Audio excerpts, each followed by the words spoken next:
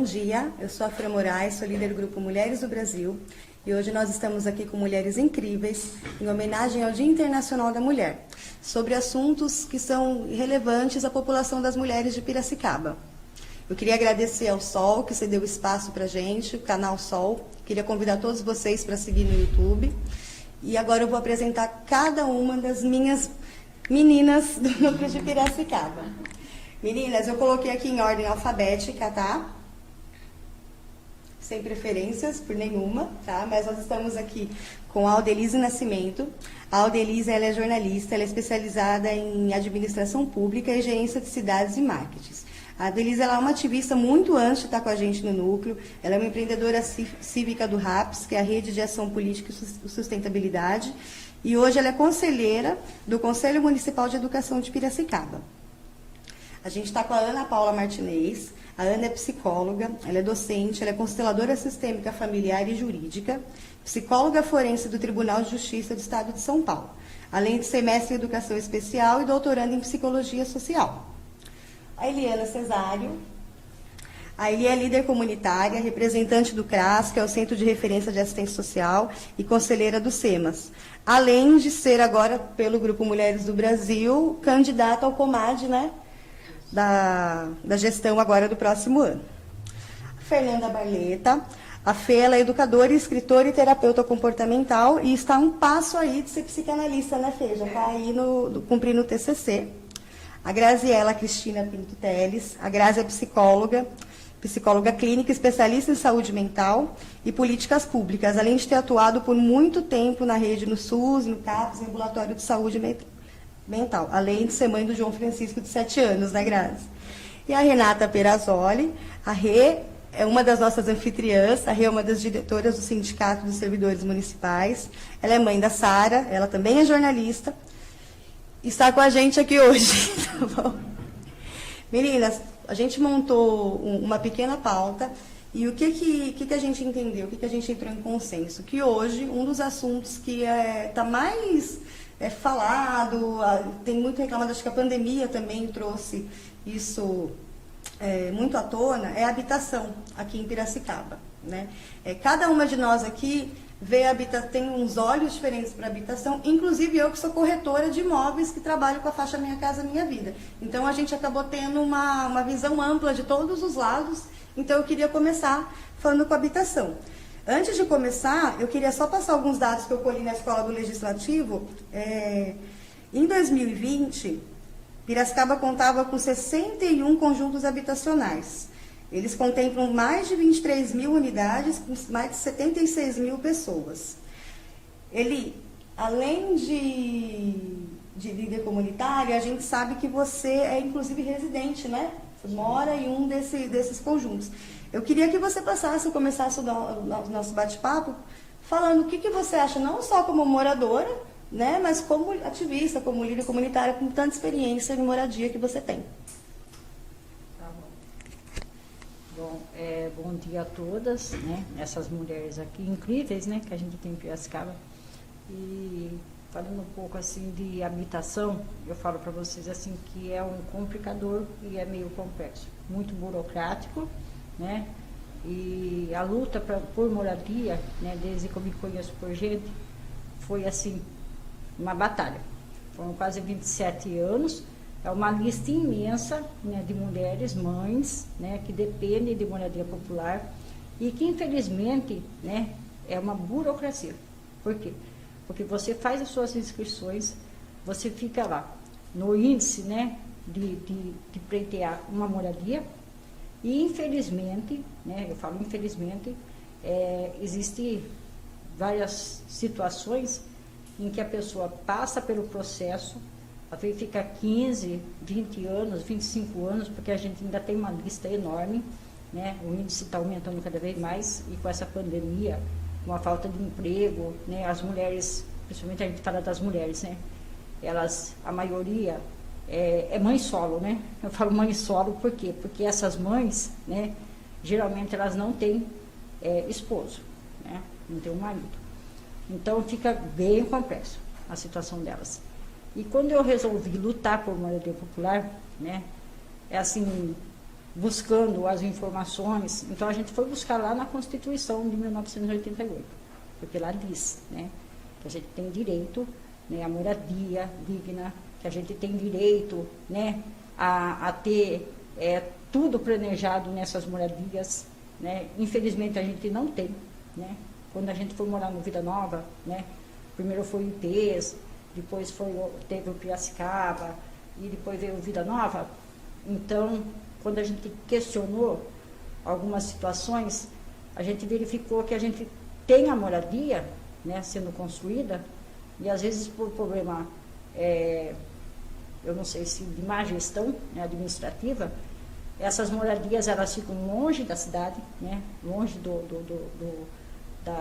dos locais onde tem uma farmácia, médico e outros, né, que é um direito do povo, eles ficam nas franjas e jogam o pessoal bem longe. Só que com isso tem as problemáticas, porque toda moradia popular ela teria que ser mais dentro da cidade, né? Porque hoje eu vejo assim, a situação que a gente vive, que nem eu moro no Vida Nova. Lá, né, lá a gente não tem, por enquanto, uma farmácia, um supermercado, um pronto-socorro, tem uma policlínica sendo feita. Uma escola que foi feita também devido a muita cobrança também. Porque na época era o Geraldo Alckmin, né, o governador, depois veio o Dória, né, e foram cobranças. Ainda a gente tem a creche que foi colocada agora, e uma escola que foi dividida entre creche e escola. Só que a gente também cobrou uma escola de ensino fundamental e uma escola de ensino médio. Só que com essa mudança de gestão, arrancaram a placa de lá e não foi feito ainda, mas o projeto está lá para fazer, né? E a gente fica na cobrança de transporte público que está com essa pandemia, tiraram o transporte público, né? Tinha 2 linhas, uma que era a Vale do Sol e uma outra que era o Vida Nova. Tiraram a quantidade de ônibus, né? A gente vive lá no sofrimento, para não perder hora a gente usa Uber, muita gente não tem condições financeiras, né? E a gente vive a polêmica. E essa polêmica também, né, é na questão de valor de taxa condominial, né, que é bem alta, não é muito baixa não. Muita gente não tem condições, porque a maioria vive numa situação de vulnerabilidade, né? Então são pessoas vulneráveis que vieram de outros setores, geralmente não tinham emprego, né, que eles estavam zero renda. É o direito deles? É o nosso direito de moradia. Só que esses direitos de moradia, a gente tem que ver o outro lado. O outro lado é que as pessoas são vulneráveis e elas não têm renda suficiente para sobreviver. São mães de filhos vamos supor, são 5 ou 6 integrantes na casa. Tem alguns que estão com 8 integrantes dentro de um apartamento, né? Então é bem complexo. Essa pandemia está piorando a situação, né? A gente tem aí o CRAS, que é o Centro de Desenvolvimento aí da cidade, né? E tem o CREAS, tem o CRAME, tem vários setores aí do desenvolvimento social que tenta solucionar. Só que também eles têm problemas, né? Eles também não têm condições financeiras, porque a verba destinada para a compra de cesta básica, para auxílio a essas famílias, para tentar resolver essa demanda que está cada vez mais aumentando, está ficando complexa também, né? Então, eu falo, moradia popular é bacana, só que a gente está perdendo nossos direitos, né? Muita família já está perdendo os seus direitos até de moradia.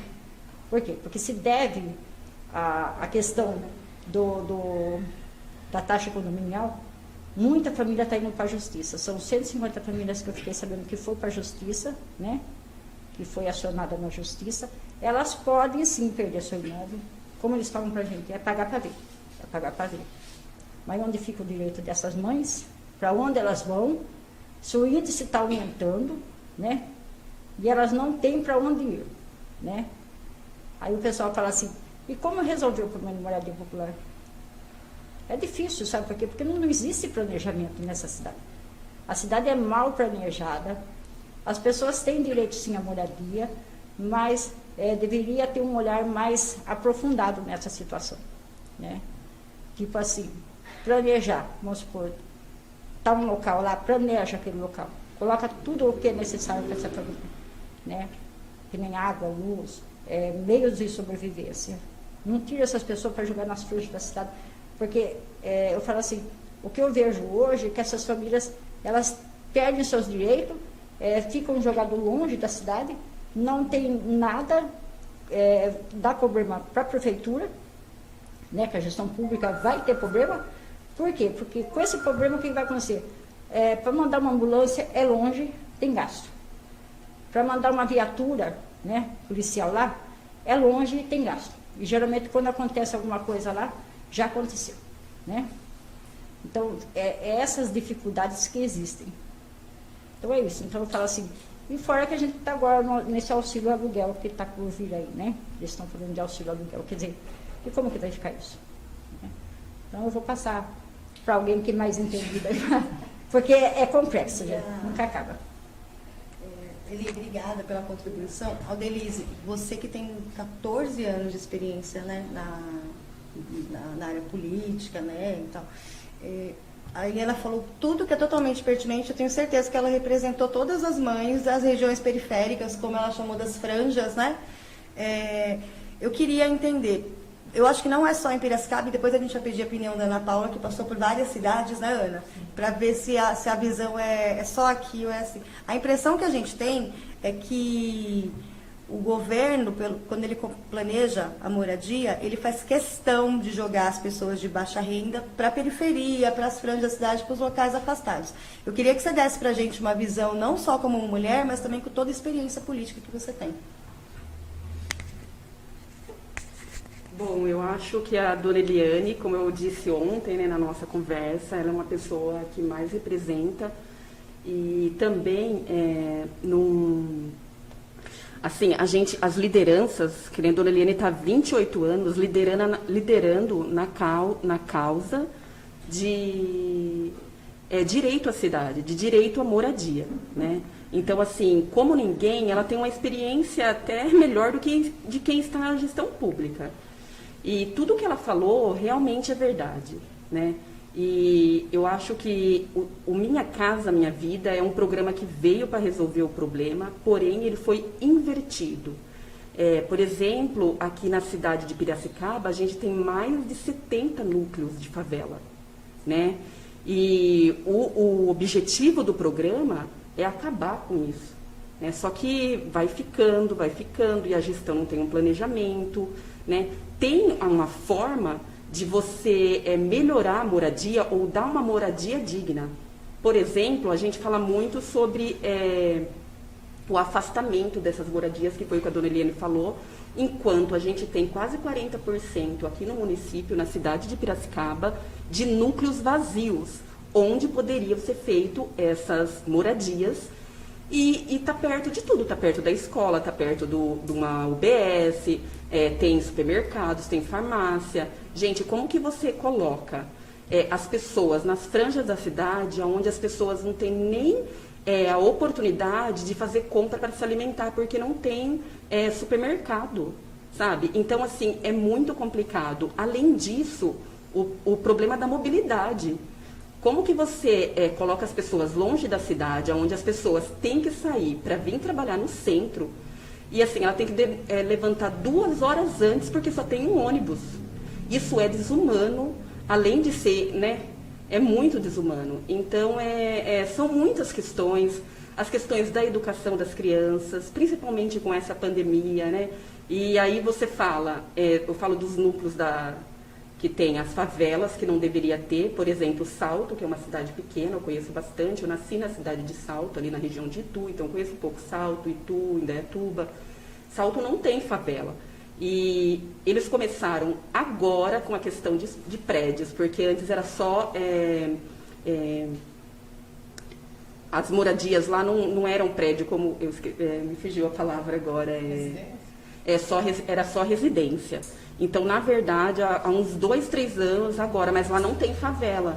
Então, assim, era um exemplo, só que teve uma flexibilidade na última gestão atual que estava, que flexibilizou essa questão dos apartamentos, né?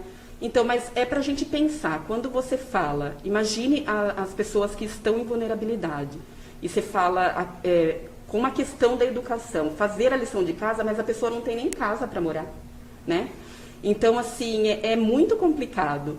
Então, eu acho que é isso, eu acho que a gente tem que continuar, eu acho que teve um avanço com o novo plano diretor, a Eliane participou bastante dessa discussão na Câmara, né? Tem o plano de habitação, que ainda precisa ser colocado em prática, e a gente tem pegado muito nisso. Então, eu acho que as discussões, elas têm que continuar, assim, nesse sentido, as cobranças, né? E, assim, tem que ter ações efetivas para que as coisas mudem. Fora que lá também não tem nem telefone. Deixa eu complementar. Tem uma outra situação também. Quando essas pessoas são jogadas nessas franjas da cidade, geralmente não tem telefone, né? A internet, quando vai lá, é uma internet de baixo nível, né, que não tem conexão suficiente, e geralmente ela vive caindo. Com essa questão de pandemia, as crianças estão tendo aula online, mas muita criança também não tem internet, né, não tem um computador, não tem um celular bom, né, e a conexão, quando chega lá, de repente chega hoje, daqui a pouco a criança está tendo aula, de repente cai. A criança vai o quê? Ela fica depressiva, porque ela não tem condições, e no segundo momento que eu verifiquei também, né, é que essas crianças estão abandonando a escola, né? Adolescentes abandonando a escola. Então, é muito triste, né, ver essa realidade dessas moradias nessas franjas da cidade. Obrigada. Eu só queria completar aqui um pouquinho a fala, dizendo que quando uma mãe, né, ela consegue uma moradia nesses conjuntos habitacionais populares, seja, ela vai lá achando que vai ter a escola, como foi dito. Isso sempre está na construção daquele local, pensa na escola, mas primeiro eles colocam as pessoas lá e depois vem as escolas, né? Eu atuei durante 10 anos em Secretaria de Escola Municipal, trabalhei em algumas escolas da periferia da cidade, né, bairros mais afastados, e esse problema da moradia é constante em todos os lugares. Eu conheço uma moradora lá do Vida Nova e que ela passa a semana na casa do pai, que é numa região mais central, só para vocês entenderem, porque por conta de escola da filha dela, por conta do trabalho dela e de estar mais próxima a tudo. Então, é essa realidade, né, que o morador de lá encontra. Só para trazer um exemplo mais prático aqui. Ela resolve o problema da moradia, né? Mas acaba criando outros problemas. Mas não, né? usa a moradia. E é como a Aldelise falou, a gente chega no sentido de que é lição de casa sem ter casa para fazer e lição online sem ter online para cumprir. Né? E com essa situação também tem a questão que a criança, né? A criança hoje em dia, ela depende de uma alimentação. E com essa falta de aula, né? As crianças no começo estavam recebendo uma cesta da prefeitura, né? Mas só que agora, infelizmente, não tá ocorrendo isso aí também. Na verdade, não foi nenhuma cesta que foi entregue, né? Eu não passei, mas eu faço parte do CAI, do Conselho de Alimentação Escolar. Foi uma briga muito grande fazer com que entregasse aqueles kits de alimentação para as crianças do ano passado. Era um kit muito simples, não completava a necessidade da criança. O último kit que teve o hortifruti, alguma coisa que tinha mais nutrientes para a criança, porque o que ia era arroz, feijão, macarrão. E a criança precisa de muito mais do que isso, né? Às vezes a criança ela faz a sua principal local de alimentação a escola. Com a pandemia ela perdeu isso. Então isso pode gerar mais um monte de problemas de saúde até. Chegando à desnutrição mesmo. Então, essa entrega desses kits foi uma briga muito grande do CAI.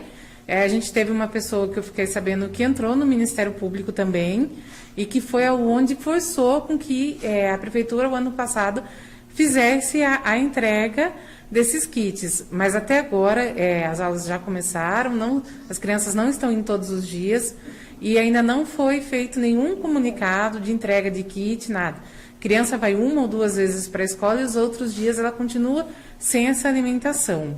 Então, né, desses kits, que fosse um kit de alimentação suplementar, do mesmo jeito como foi feito, mas que ajuda muito. Poderia até melhorar. Criança que não precisa do kit na rede pública, poderia fazer um trabalho em conjunto com Triagem, o né? CRAS, uma triagem, ver quem realmente precisa e melhorar o kit para essas crianças. É uma questão de planejamento, né? Se houver um planejamento, né? Nós estamos há um ano aí da pandemia, já agora dia 20 de março completa, que foi parado tudo, né? Completa um ano. E se houvesse esse planejamento, é exatamente isso. Tem crianças que estão na rede, mas a questão da alimentação não é o problema para essa criança. E tem muitas crianças que a alimentação é um problema, porque elas não têm alimentação.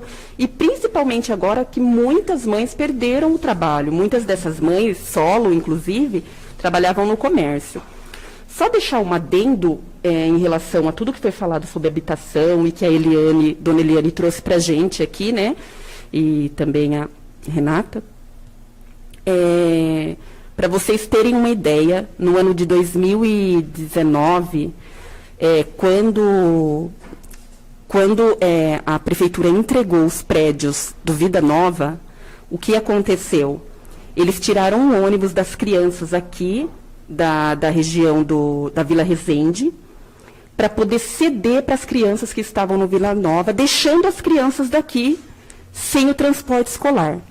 O que acontece? As crianças estavam vindo a pé, porque muitas mães trabalhavam, e passando por um beco onde era biqueira de droga. Então, assim, eu tive acesso a todo esse processo. Então, assim, são coisas gravíssimas. Quer dizer, eles colocam sem estrutura as famílias nas franjas da cidade e desestrutura uma outra parte da cidade para poder atender. Né? Fica uma cidade cara sem que o município consiga atender, enquanto essas famílias poderiam estar em residências, em loteamentos, que estão em esses espaços vazios que nós temos aqui. Então, é bem grave, é só para completar. É uma ação de tapa-buraco, né, Adelise? Tira daqui e põe ali. Grazi, você que trabalhou, tem mais de 7 anos de experiência em saúde mental, eu queria, para a gente começar a finalizar a parte de habitação, que você desse para a gente, como psicólogo, uma visão de quais são o que acontece com uma mulher quando ela não tem uma moradia digna, quando ela está vivendo num lugar ruim, sem, como as meninas falaram, sem comércio, sem estrutura, sem escola para os filhos. Até onde, eu queria ver agora a visão de vocês como psicóloga, até onde que isso vai atrapalhar na vida da mulher e da família. Bom dia, né, a todos. Obrigada pelo convite, por estar aqui, né, com vocês, falando de temas tão pertinentes e importantes, né, para a nossa sociedade e para o futuro, né, do nosso país, das nossas crianças, né. Ouvindo vocês falar, cada uma, né, sobre a situação de habitação, foi passando um filme na minha cabeça, né, das situações que eu presenciei trabalhando no SUS, né, com pacientes com transtornos mentais graves, numa situação muito precária de habitação, né, assim, sem condições mínimas. Né, e vocês foram falando das situações, né, das comunidades aqui. A gente sabe que nós temos uma Constituição que garante direito de habitação, saúde, lazer, educação. Não sei se tem mais alguma coisa que eu esqueci, mas isso foi o básico que eu acho que, assim, para um ser humano, né, para uma pessoa poder se constituir, né, poder ter uma casa agradável, segura para morar, onde você não vai, para uma mãe, ficar preocupada que o teto pode cair na cabeça do seu filho, como recente eu tive esse contato numa comunidade aqui, né, que o teto caiu em cima da cabeça da criança, ou casas que não tem banheiro para a família usar, né, que o banheiro é um item básico para um ser humano. Como é que fica, né, assim, a Constituição, o seu bem-estar, a sua mente, para poder se sentir gente, se eu não tenho um lugar decente para morar, se eu não tenho uma cozinha mínima, com fogão, uma geladeira, alimento, né, para ofertar para a minha família, né, é muito angustiante, é desesperador, isso abre brechas, assim, para tanto doenças mentais, como para procurar outros caminhos, né, assim, como a Adelise falou, crianças passando por né, onde tem biqueira de drogas, né, vê ali como uma coisa, né, dinheiro fácil, o que vai, como é que a criança vai recebendo a informação? A minha mãe que sai 5 da manhã, volta quase 10 da noite, não consegue manter a renda da nossa casa, ali é um caminho. Para a criança, vai, porque assim, ela precisa sobreviver, né, vai muito mais pela sobrevivência, um lugar de valorização, porque a gente vai vendo que a gestão, e isso que a Denise falou de planejamento, né, a gente está 1 ano da pandemia, qual é o planejamento para tudo, para lidar com a Covid, para lidar com as escolas, com a questão de trabalho, com o desemprego? Cadê o planejamento de todo o sistema público da nossa cidade, do nosso país, que acho que isso que vai fazer a diferença para os enfrentamentos que nós teremos, e com isso com as questões de saúde mental também, que todo mundo fica mais ansioso, deprimido mesmo, as crianças estão deprimidas, estão ansiosas, né, perdendo a esperança de um futuro, porque elas olham os números, olham como está a situação, que futuro que eu vou ter?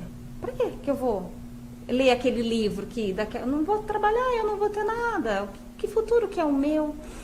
Né? Então, acho que são coisas que a gente precisa fomentar nos nossos representantes. Acho que nós aqui, enquanto profissionais, mulheres, mães, trabalhadoras, temos que levar isso para frente, né? Para que isso ganhe força e a gente mude uma realidade do nosso país, né? Para o futuro, porque a gente vai vendo nessa situação que vai aumentando. As casas são longe, né? Como vocês falaram, nas franjas da cidade, vai aumentando essa distância de desigualdade social, de oportunidades para todos, né? Para todos os brasileiros.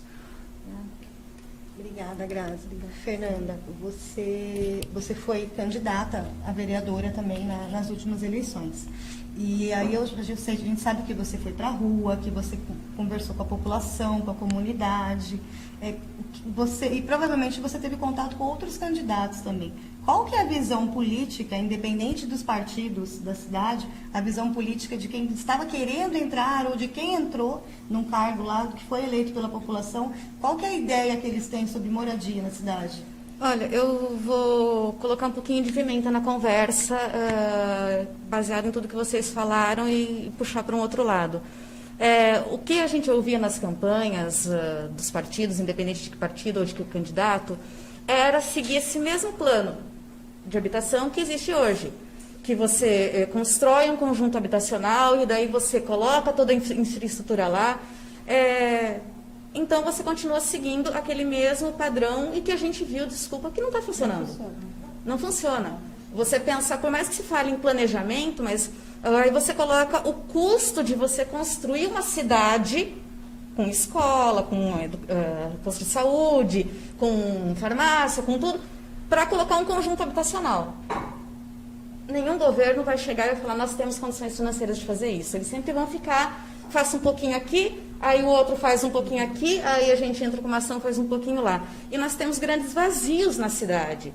Esses vazios, desde terrenos, como imóveis grandes, parados, deteriorados. Você trabalha na área de corretagem. Então, quantas vezes você já ouviu falar que não falta habitação em Piracicaba? Sim. Falta pessoas que possam pagar por aquela habitação. Então, por que não mudar a estratégia de pensamento? Ao invés do poder público pensar somente em construir um conjunto habitacional, por que não chamar esses proprietários? Porque esses vazios que a gente tem na cidade, que estão bem localizados, todos têm dono. Então, por que não chamar esses proprietários? O proprietário daquela casa, lá na Chácara Nazaré, de 1 quarto de quarteirão, e que está caindo aos pedaços, porque faz 25 anos que está para vender ou para alugar e ninguém quer, porque o IPTU é altíssimo, por que não senta, conversa? O que a gente pode fazer? Como que a gente pode trabalhar esse imóvel? De que a gente poderia fazer isso? Então, eu vejo uma mentalidade focada só num tipo de situação, de solução. Não se busca outras soluções. E daí a pessoa vai buscar a solução sozinha. Ela passa a semana na casa do pai, porque o final de semana ela consegue ficar na casa dela, que daí ela não precisa de toda aquela infraestrutura. Então, por isso que eu falei que eu ia colocar um pouquinho de pimenta. A gente, eu percebo, principalmente no meio político, e essa campanha foi muito forte, isso, os discursos, eles eram muito parecidos de 20, 30, 40 anos atrás, repetindo a mesma coisa. Se há 20, 30, 40 anos a gente está fazendo isso e não está funcionando, gente, não é por aí. Então, a questão habitacional, primeiro, tem que ser vista como uma questão global. Ela não é habitacional, ela é habitação, ela é educação, ela é saúde, ela é a parte de tecnologia. É tudo isso, e mudar também um pouco a perspectiva. A gente trazer a sociedade. Eu até coloquei quando a gente está falando de proposta de temas, a gente identificar nas lutas, nas batalhas diárias de cada uma. Eu vejo muito uma separação de problemas, inclusive. A Eliana está lá. O poder público cuida da Eliana. Não, a gente tem que envolver a sociedade. Porque uma pessoa que mora no Vida Nova e trabalha no centro, isso vai repercutir na vida das pessoas com quem ela trabalha, na vida do patrão, da patroa. Ou seja, todos nós estamos interligados. Não tem como a gente tomar uma atitude, o governo tomar uma atitude sem entender que todos estamos interligados. Então, para a gente realmente começar a falar de habitação, eu coloco que é importante a participação geral da sociedade, não só de poder público. Obrigada. Eu gostaria de fazer um complemento.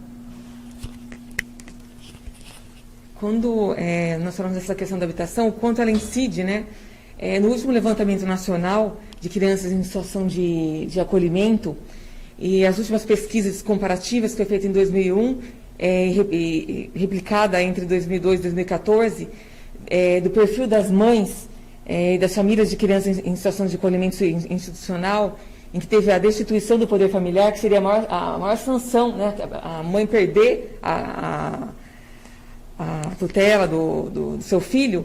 Uma das características que apareceu, né, do perfil dessas famílias, além de questões de vulnerabilidade social, de extrema pobreza, de questões da presença de problemas psiquiátricos, o uso de drogas e bastante desarticulação da rede, né, ou ausência total da rede pública, mas um dos elementos que apareceu em todos esses relatórios foi a falta de moradia. E aonde estava, onde morava, onde estava a rede social de apoio dessas famílias. Então, essa questão ela incide totalmente na estrutura familiar. Foi caracterizado também a questão da família mononuclear, né, a ausência do pai. Praticamente 90% das mulheres em destituição familiar foi destituída a mulher, porque o pai já não estava presente, né? Então, há um recorte de gênero também nesses casos. E você vê a total desarticulação da rede, que realmente não é redistributiva essas políticas, não só na área da habitação, como da saúde. Mas eu acho que é importante trazer esse enfoque, porque essa questão ela incide na própria desestruturação e no direito da pessoa permanecer com o seu filho. E é uma das questões dentro do Poder Judiciário, vamos dizer assim, mais agravantes, né, a ponto da pessoa perder o poder de ter o seu filho, de permanecer com o seu filho e ter que abrir para adoção. Então, é uma questão crucial a ser olhada, a ser considerada como uma base, né, para a estrutura familiar. Acho que é isso. Então, é bem isso que você falou, né? E eu até coloco uma coisa em foco também nesse sentido. É que essas famílias, quando elas são levadas a participar desses projetos sociais de habitação, né, também elas não são treinadas, né, a morar nessas franjas. Então elas vão lá com um sonho de moradia, com um sonho de ter uma casa própria, de um sonho de ter um teto para morar, de ter a tranquilidade, né, e aonde existem os conflitos também. Daí a gente tem um projeto aí de pós-ocupação, né, que é um projeto governamental. Só que esses projetos que eles falam que é de pós-ocupação, eles não têm afetividade, não têm um efetivo. Veja bem, na minha opinião, o pós-ocupação deveria ser um treinamento para a pessoa adquirir renda, para poder ter uma projeção na vida, para poder ter um trabalho, né, alguma coisa assim para auxiliar essas famílias. O que eles levam lá? Dança? Futebol? Difícil, né? Dança não é um ensinamento. O que a pessoa vai fazer com a dança? Né? Futebol todo dia a criança joga, né? A gente precisava o quê nesses trabalhos de pós-ocupação? esse é um fator determinante que eu sempre bato em cima, né? Teria que ter o quê? Um curso, né, para essas crianças, para esses adolescentes, um curso para essas mães, né, que são mães solos, que a maioria são mães solos, né? Alguma coisa assim para jogar ela, para ser uma grande empreendedora, né? E aí ficam assim, elas ficam assim, reprimidas, né? O que eu vou fazer? Teve uma lá que falou assim, eu vi aquele curso que a senhora falou que é de fotografia, né? É gratuito. Só que a gente precisa ter a câmera. Eu não tenho câmera. Onde que eu vou comprar uma câmera? Custa caro. Entendeu? Então tem coisas, sabe? Que a gente tem que pensar. E sabe quanto que é? São milhões. Tá? É milhões na pós-ocupação, mas é um dinheiro que eu não sei para onde vai. Então eu falo assim, qual é o projeto social? Né? Eu, como representante do CRAS, né, e do SUAS, né, que eu faço parte do conselho, eu vejo assim, eles têm dificuldades, né? Porque a cidade cresceu muito, né? Desordenadamente, né? Ela cresceu, né? Eu sou o simples, então eu falo assim, ela cresceu demais, né? Não tem infraestrutura, essas pessoas são jogadas, assim, nesse sentido que eu penso, né? Sem nenhuma projeção de vida, e a hora que a criança vai mesmo nessa situação, né, que ela não tem o que fazer, ver a mãe desempregada, ver às vezes o pai desempregado, né, e ver aquelas situações e vai para o caminho que não é para ir. A gente teve casos aí de crianças que a gente chama que é menor, né, que cometeram algumas infrações e perderam a vida. Você acha que não é triste para a gente saber que uma criança de 17 anos, que tinha tudo para ir para frente, que poderia ser ajudado com esse poder público, que poderia ser ajudado com esse dinheiro da pós-ocupação, né? Não é levando dança, não é levando futebol. Futebol a criança joga todo dia, né? Eu acho que teria que levar a educação, um curso, porque às vezes um curso é melhor do que a criança fazer até uma faculdade. Eu vejo Sim, porque cursos técnicos, muita né? gente Cursos muita de gente capacitação. pode ter assim mais para frente de estudar, Sim. fazer uma faculdade, mas eu falo assim, um curso bom para essa criança ou para essa mãe, ela vai desenvolver, vai jogar ela para frente, né? Vai ser um suporte. Só que infelizmente, né, é complicado. E só complementando isso que você falou, que a gente estava falando dessa questão do profissionalizante, isso mexe totalmente com a autoestima da pessoa, porque a pessoa ela se sente daí um ser humano, que ela tem capacidade, ela mesma suprir as necessidades da família dela. Quem já teve em situação de pedir ajuda, de ter que pedir comida, sabe o quanto isso dói na alma, o quanto é humilhante. Você não ter o dinheiro para comprar um pão para sua família, por mais que fale assim, imagine, você agradeça que tem pessoas que ajudam, mas é muito humilhante para o ser humano você se colocar na situação de que eu dependo de um outro, eu dependo do poder público para cuidar da minha família. Então, quando você da atividade de lazer, a lazer é importante, mas se você não está atendendo às necessidades básicas, o lazer ele é supérfluo. Como que eu vou aproveitar uma aula de dança ou uma partida de futebol se eu tô com fome, se eu estou preocupado, como que eu vou pagar a conta? Então, primeiro a gente atende essas necessidades básicas e isso trabalha a parte de lado humano, a pessoa se sente ser humano, se sente mais feliz e isso melhora a relação das mães, dos filhos, porque a gente vai passando tudo que a gente sofre, a gente vai passando o que a gente sofre do adulto em relação a gente vai passando para frente e a criança vai passando também. Então, a questão da prioridade, eu entendo isso que a Eliana fala, porque se você não tem a comida na mesa, a aula de dança não vai suprir a A fome. criança não tem nem força para jogar bola. Ana, você que passou em várias outras cidades antes de chegar aqui em Piracicaba, primeiro eu queria que você confirmasse se esse problema é só aqui ou se é geral. A gente já sabe a resposta, mas vamos ouvir a voz. né? E como você, como especialista em violência doméstica, eu queria que você passasse para a gente também uma visão do que qual a influência da moradia de uma família mal amparada, uma família que mora mal, que não tem condição, que não tem estrutura, né, física para viver, o que isso influencia e aumenta na violência doméstica?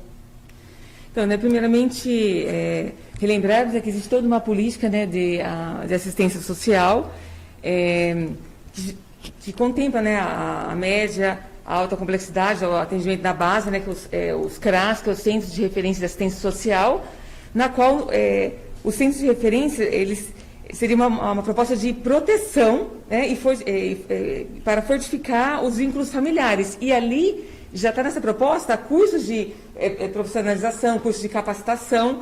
Eu vejo que em muitas cidades funciona. Aqui conheci bastante, razoavelmente, quando eu estava trabalhando diretamente na rede. Eu fui concursado do CREAS, da Prefeitura aqui de Piracicaba. Hoje estou no Judiciário. Então, é ofertado, ou se tem a proposta de oferta, se tem o recurso para que sejam feitas essas ofertas. Esses CRAS estão nos bairros justamente para se relacionar com a cidade, para conhecer os recursos comunitários, para fazer a avaliação territorial, pensando nas necessidades do bairro. Então, assim, em tese, ou no que é proposto na política, o que nós estamos conversando aqui já deveria estar acontecendo, né? Então, é um questionamento aqui que nós podemos estar conversando com todas, o que de fato está acontecendo ou não está acontecendo, porque os CRAS existem, esses cursos devem ser propostos, existem também vários cursos para os jovens, na qual eles recebem bolsa para capacitação, também vem verba do governo federal, nós também recebemos essas verbas, são cursos bastante interessantes, são formações técnicas muito interessantes, bem atualizadas, que vêm inclusive todas as apostilas do governo federal, e esses cursos são realizados também nos CRAS. Então, o que de fato está acontecendo aqui, né, na nossa cidade? Está acontecendo, está havendo uma divulgação para a população sabe que existem esses cursos, a população tem acesso a esses cursos, muitas vezes o desconhecimento de como funciona a rede, de como funciona o acesso. Como a nossa colega acabou de falar, muitas vezes a família busca o recurso porque ela só sabe que existe a cesta básica emergencial, né, ou a questão do leite, ou falta a fome, a questão desumana. Mas, na verdade, você tem que procurar para potencializar que os direitos nós pagamos imposto. Não é nenhuma ajuda do governo, não. Nós pagamos imposto. Nós somos cidadãos de direito. Acho que é essa a questão que nós temos que enfatizar. Não é uma questão de ajuda ou uma questão de assistencialismo, não. É uma questão de colocarmos os nossos direitos daquilo que nós pagamos, né, e daquilo que é contraproposta do governo, daquilo que nós investimos.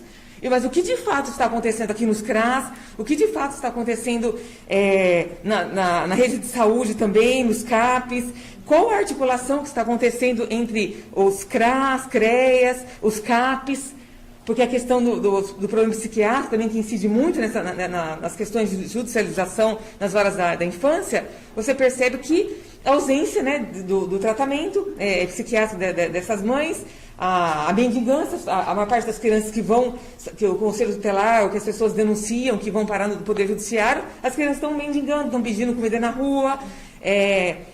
Por que isso está ocorrendo? Existe também todo um trabalho, toda uma verba voltada para isso. É um trabalho, inclusive, de ativo, né, de busca ativa dessas crianças. Existem, nos bairros, projetos específicos. Aqui em Piracicaba existem projetos específicos para trabalhar com essas crianças. Então, a minha pergunta fica: o que de fato está acontecendo? Se existe estrutura, existe a verba, existe o projeto, só que na prática nós estamos vendo outros resultados sociais.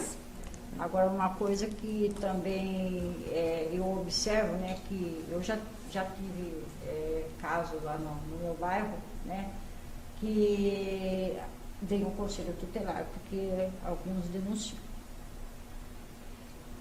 Eu fico chateada, mas às vezes, né, a mãe, né, ela não tem o que fazer, não tem de onde tirar, e algumas até chegam a fazer coisas que não devem, né? Acabam deixando as crianças em casa para tentar conseguir alguma coisa para suprir, né, a necessidade dos filhos. E aí a hora que algumas famílias que são mais estruturadas acham que está errado, denunciam essas mães, né? Então a gente tem vários casos lá de denúncia, né, do conselho. Mas só que ninguém verifica a situação que essas mães estão. Não existe nenhum trabalho social, né, porque eu faço parte do SUAS e eu também participo do CRAS e eu também cobro também, né, já levei casos ao CRAS, já tivemos um trabalho com cesta básica, fornecendo a algumas famílias que são prioridade, que não tem, o CRAS não tem, né, infelizmente a verba é muito pequena, né, e a situação da pandemia aumentou demais. Então não tem condições. Então o que a gente consegue arrecadar, né, tem lá um padre lá que fornece cesta básica para algumas famílias, tem uma outra que é do Amor Fraterno, que fornece também, né, e eu ajudo a distribuir, né, então eu pego o nome das pessoas, junto com as amigas minhas, a gente faz a visitação, ajeita lá as papeladas, envia para a pessoa, porque às vezes é o açaí que doa, às vezes é o Bom Menino que doa, às vezes, você entendeu? É um complexo, né, a gente saber essa situação. Mas eu falo assim, o Conselho Tutelar está certo de cobrar, né? Mas o que o Conselho Tutelar faz depois, né? Já teve caso lá perto do meu bairro que a mãe perdeu a criança, perdeu a tutela da criança de tanto denúncia. Só que ninguém foi perguntar para ela, né, o porquê motivo. Então eu falo assim, a mulher solo, né, que não tem marido, é complicado, né? Porque se ela não tem de onde tirar, o que ela vai fazer? Ela tenta recorrer a todo o controle. Ontem mesmo recebi acho que umas 10 ligações de mães pedindo socorro, né? Que não sabe o que vai fazer, está arrancando os cabelos, né? E eu falei, olha filha, infelizmente vai piorar mais, porque, né, a gente vai chegar numa situação que não tem mais condições de sobrevivência. De estado de pobreza, vamos chegar ao estado de miséria. Esse é o fato. Porque se verifica uma sobreposição de papéis, né? Ela é a mulher, ela é mãe, ela também trabalha fora. E eu achei interessante essa questão que você colocou, do olhar da classe social média e alta e a mãe pobre. Se a mãe é da classe social alta, vai para a Europa e fica 20 dias, 30 dias e deixa a criança aqui sozinha ou com alguém, é chique, é legal. Agora, a mãe pobre que vai trabalhar e muitas vezes deixa a criança porque ela não tem com quem deixar, ou deixa alguém olhando, é negligência e é motivo, muitas vezes, de denúncia no Conselho Tutelar. Então, nós temos que repensar esse olhar. O que de fato é negligência? O que de fato está acontecendo? Exatamente. Que é aquela falta de empatia na luta do outro. Exatamente. E de olhar, de fato, o que é negligência? Não é uma negligência. Simplesmente ela não tem com quem deixar. Às vezes ela deixa a filha mais velha para cuidar das crianças mais novas. Isso é o ideal? Não é. Mas o que pode ser feito?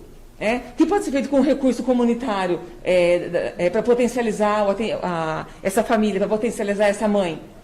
O que pode ser feito para trazer, de repente, um trabalho mais próximo? Ou as creches? Será que as creches estão disponíveis? E por que essa criança está em casa? Possivelmente porque a creche não é integral. Então, eu acho que são perguntas que nós temos que fazer, em vez de culpabilizar a mulher. Vemos quais são as políticas que estão faltando. E quando você olha para o contexto social, a história familiar daquela mulher, você percebe. É uma história, muitas vezes, de luta, uma história da ausência de políticas públicas, de creche. A mulher trabalha em 2 lugares, não tem rede social de apoio. Muitas vezes tem o comprometimento de problemas psiquiátricos. Tem algum filho que está envolvido com droga, ou o ex-marido está envolvido com drogas.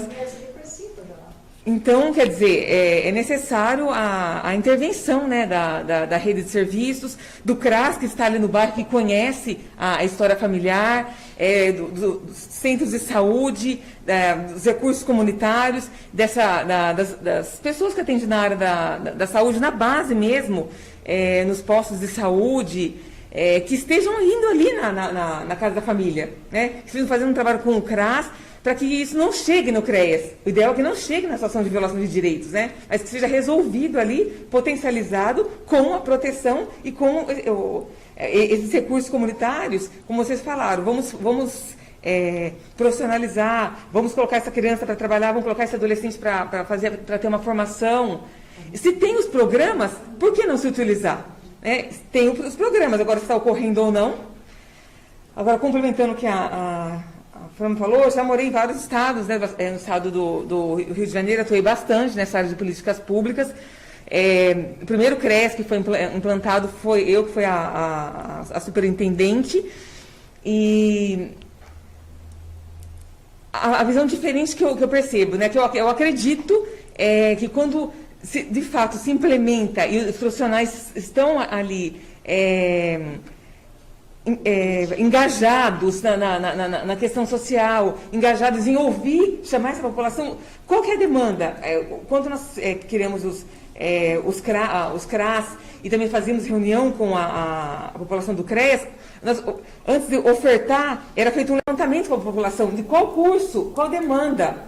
Então, eram feitos cursos muito interessantes, que de fato tiveram um retorno financeiro. Levávamos carretas para fazer aqueles cursos de culinária, cursos de cabeleireiro, isso, com o Senai, enfim, eram trabalhos bastante interessantes de carretas, curso, a pessoa saía formada em 2, 3 meses, a gente dava um material para ela, como você falou, você vai fazer curso de fotografia, mas não tem a máquina, quer dizer, então não tem como, então tem que fazer algo mais acessível, que dê retorno rápido, e que a pessoa possa trabalhar, de repente, na casa de uma outra pessoa, prestando um serviço. Acho que é necessário ouvir a comunidade para ser criado esses cursos. Aí vai ter adesão. Fazer um grupo de estágio também, né? Exatamente. Para você começar já a trabalhar, né? Até assim que o dinheiro não caiu. Tem a proposta, né, desde o ProJovem, né, até os projetos sociais que tem, inclusive a Bolsa, que é para ocorrer. Quer dizer, então o que nós estamos falando aqui já existe. Só complementando, desculpa, eu esqueci seu nome. Ana Paula. Só complementando o que a Ana Paula está dizendo, eu tive a oportunidade de trabalhar de 2013 a 2016 no Executivo, mais precisamente na Secretaria de Trabalho e Renda.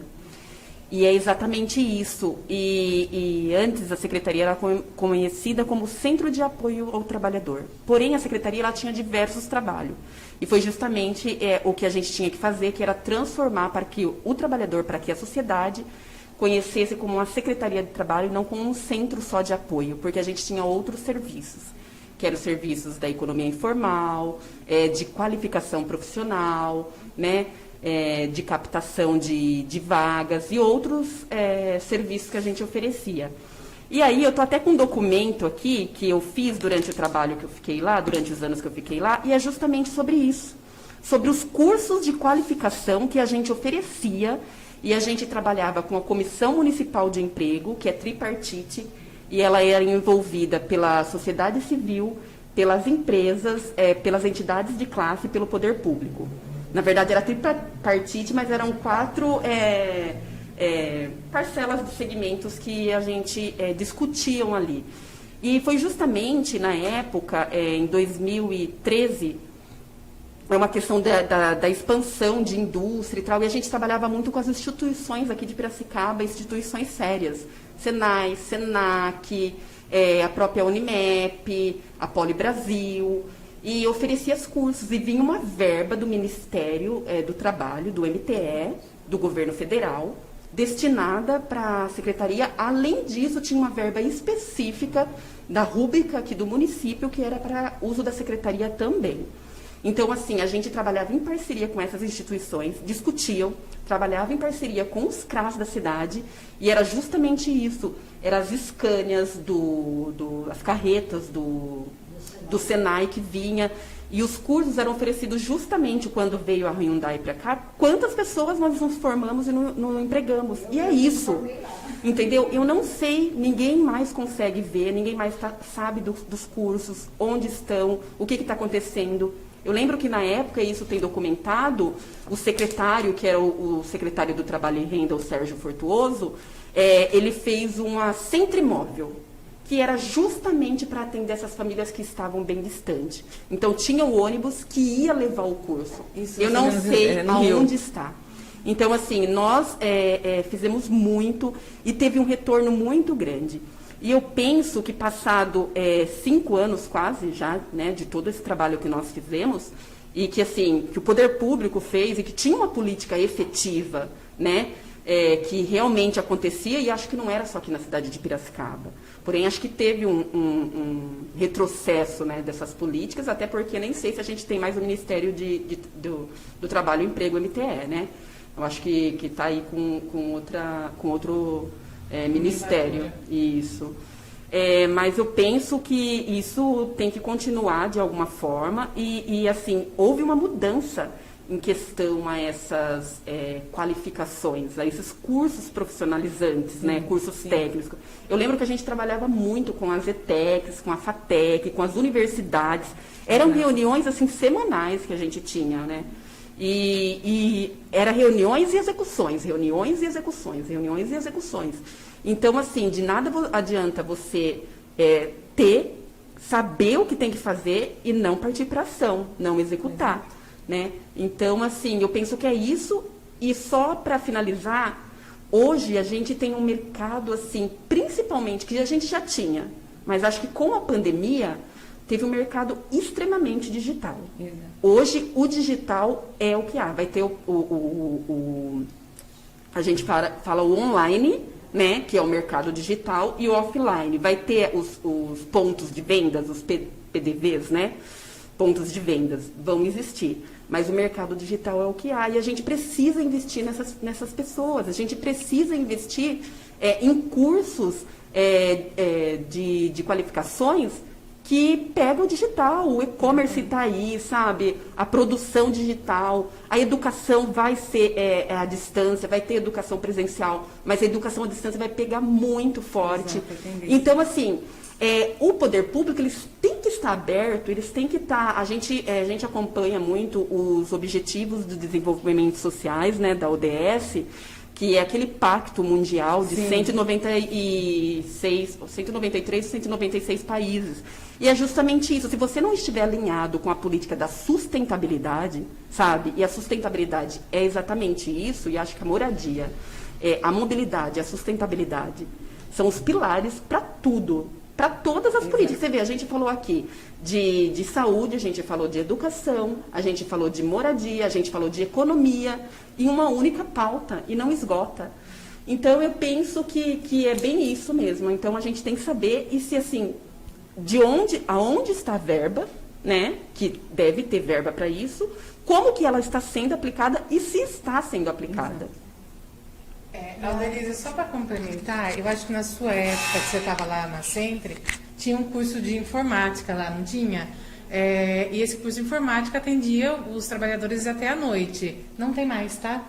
Não sei se você está sabendo, não tem mais um instrutor, um monitor de informática dando curso lá. Né, que acho que é uma oportunidade, porque as pessoas hoje, para trabalhar para estudar para trabalhar precisa ter acesso à informática, ligar um computador, ao básico. Era oferecido esse curso lá, não, a partir desse ano, né, deixou de ser oferecido, então achou que aí o trabalhador perde, porque poderia fazer esse curso à noite. Tem ainda na cidade, em vários pontos, mas tudo durante o dia. Era o único local que tinha à noite gratuito para a pessoa que fosse lá e procurasse. Do Conselho Tutelar, eu acho que nessa pandemia é nítido, né, que aumentou o número de violência doméstica. Eu acho que a gente tem que registrar isso aqui. Eu fiquei sabendo numa época que os conselheiros tutelares estavam em home office. Não sei se eles já voltaram a trabalhar, mas eu acho grave isso.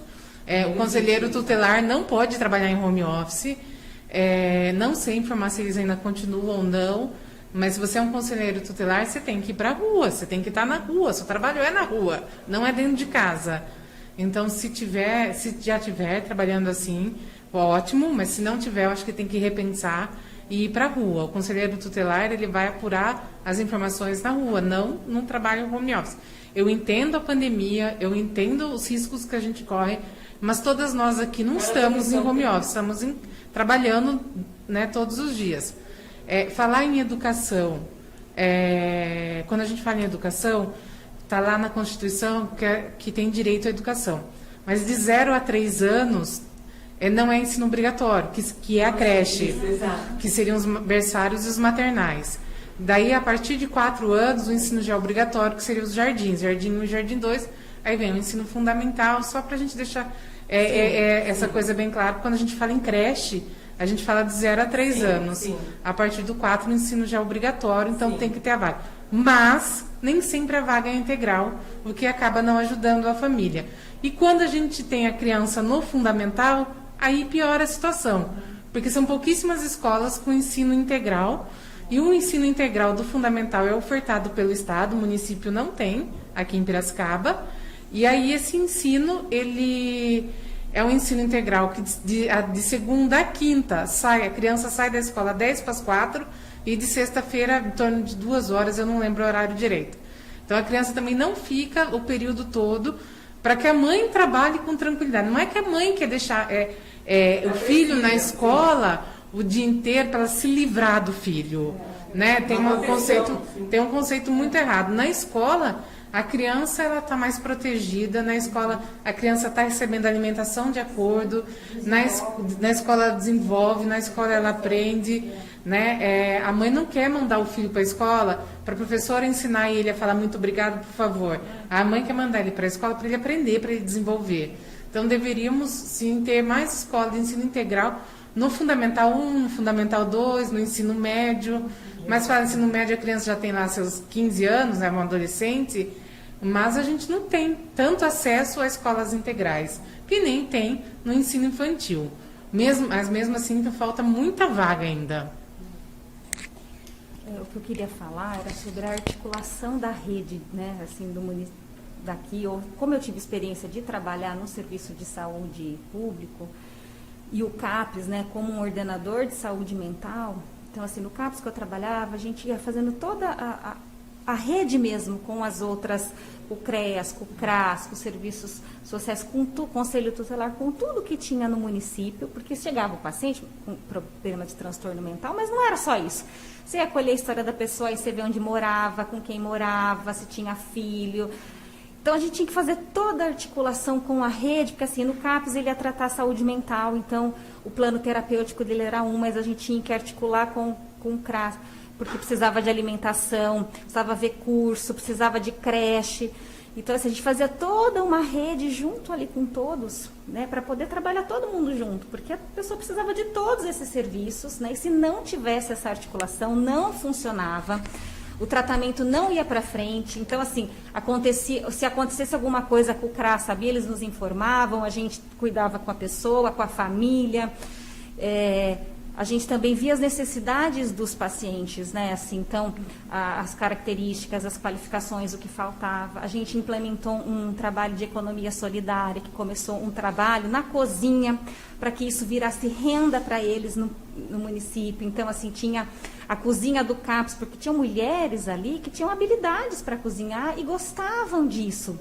Então, quanto que foi melhorando a saúde mental delas, a relação deles com as pessoas. A gente também foi desmistificando um pouco do CAPES, assim, porque era uma cidade pequena, então as pessoas olhavam assim, nossa, o louco do CAPES, ai, a Kombi do CAPES, né, os louquinhos, só vão lá para comer. Tinha essa fama, porque eles têm os direitos dele por estarem no CAPES. Né? Então, eles tinham alimentação, sim, tinham um espaço ali deles de convivência, que é direito deles, mas é muito mais que isso. Né? Então, a equipe era muito boa, a gente tinha uma coordenadora excelente, né, que trouxe para a gente se engajar na causa da saúde mental e entender qual era o nosso papel ali, qual era o papel do CAPES, e a lutar pelos direitos deles, né, para não ser internado, né, para tirar esse lugar de alguém desqualificado e louco, que não pensa, não, eles têm muitas qualidades, são pessoas. Eles têm as questões, às vezes, mas podem conviver, podem ir fazer uma compra, podem organizar a casa, podem lidar com o dinheiro, tudo isso a gente foi construindo, mas tinha que ter uma articulação. E se a gente quem está no trabalho público não está com esse muito claro qual vai ser o papel e fala, não, eu vou me engajar nisso, o serviço não funciona. Porque a gente via que quem estava lá acomodado, porque tem gente que fica, não funcionava, a gente emperrava e a gente, não, fulano não dá, então eu vou no outro, e é ali, e ir trabalhando com essa pessoa para entender e mudar a mente dela também, o que é o serviço, quais são os direitos, pelo que o dinheiro público está onde? Os pacientes, a gente deixava muito claro que vinha uma verba para o CAPS, tinha uma verba destinada para coisas para ele, para curso, para alimentação, para ter computador, para ter um carro, para que a gente levasse eles em outros lugares de necessidade, né? Então, a gente cuidava da cidadania, desse esclarecimento deles, que é importante, né, para eles irem à luta.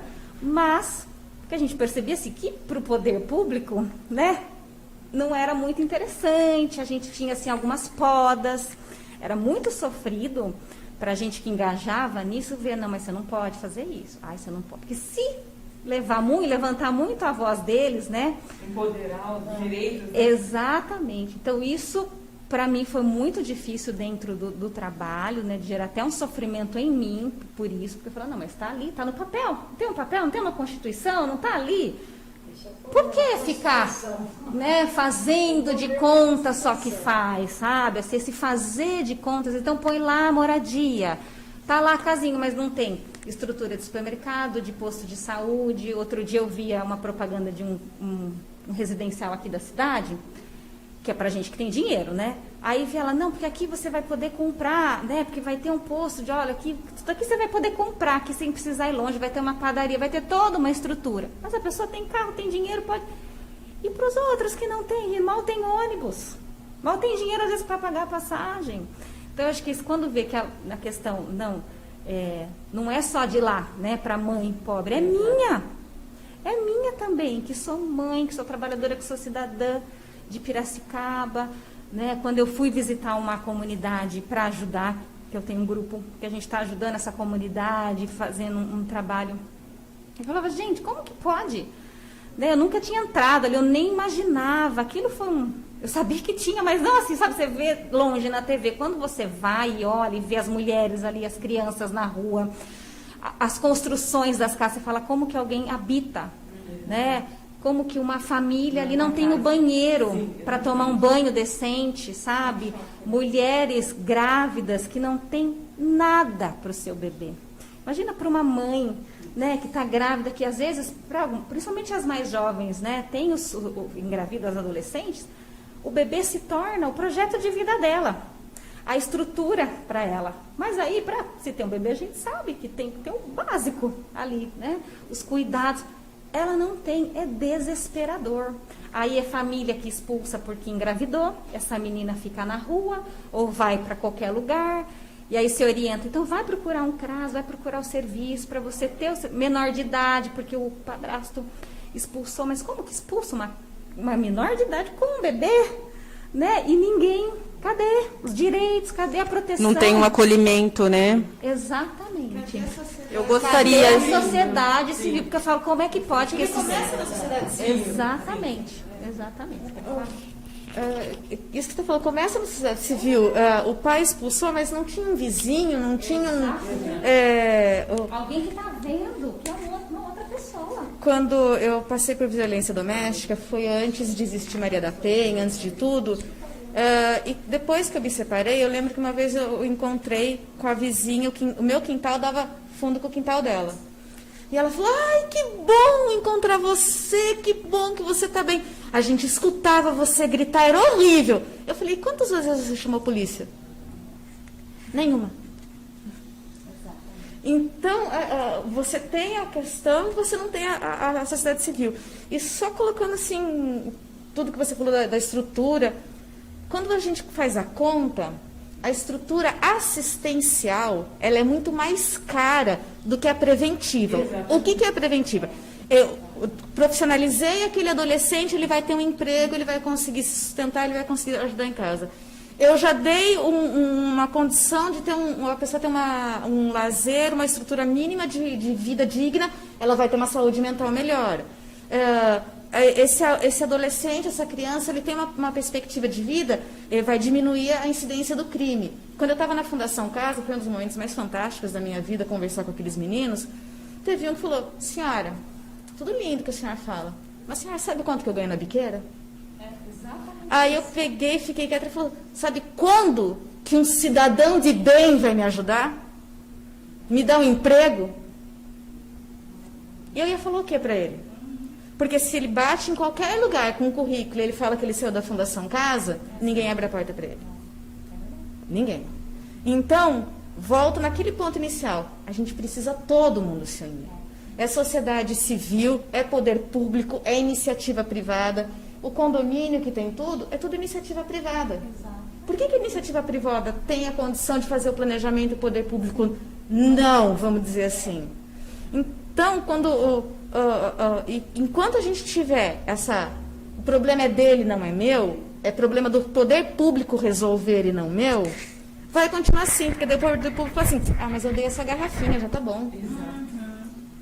Eu dou uma verba de R$300 para você gastar com 50 pacientes. E a sociedade fala assim, mas eles fazem. É necessário que haja esse engajamento total. Sociedade civil, poder público e iniciativa privada. Só complementando, desculpa, esqueci seu nome. Graziela. O que a Graziela falou do trabalho em rede, eu gostaria de colocar 3 pontos aqui, que é também o que a Fernanda falou, né? Da gente trabalhar em rede. Sociedade civil é o trabalho em rede. Sem o trabalho em rede, até escrevi um artigo, né, a semana passada, sobre a inteligência artificial, a sustentabilidade, o trabalho em rede e o que isso tem a ver com a vida das mulheres. Se você não trabalhar em rede, as coisas não funcionam, não vai ter continuidade. E aí, eu gostaria até de propor para o Grupo das Mulheres do Brasil, Fran, como sugestão, que o que acontecia aqui? Na cidade de Piracicaba, a gente tinha vários grupos de mulheres, né, grupos super ativos, importantíssimos para a cidade, mas cada um estavam trabalhando isoladamente. Em 2017, nós pensamos assim, um grupo de mulheres chamaram, né, para uma reunião, tudo, mais especificamente a vereadora Nancy chamou e falou, não, gente, a gente não pode ficar trabalhando isoladamente, senão a gente não vai conseguir avançar. Então, chamou as Marias de Lutas, as PLPs, o Conselho da Mulher, chamou o CRAS, né, o CREAS, chamou o CRAN, e falou assim, vamos começar a trabalhar de forma conjunta. E aí as coisas foram fluindo, foram muitos projetos aprovados, né, muitas coisas, muitas ações saíram do papel.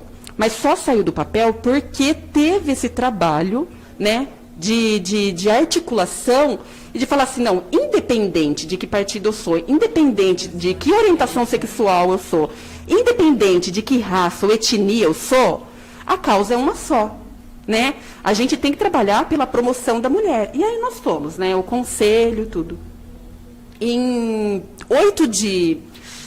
Numa dessas pautas, numa dessas discussões, teve... nós íamos fazer a Semana da Mulher lá na Câmara, né, que estava sobre a responsabilidade da vereadora.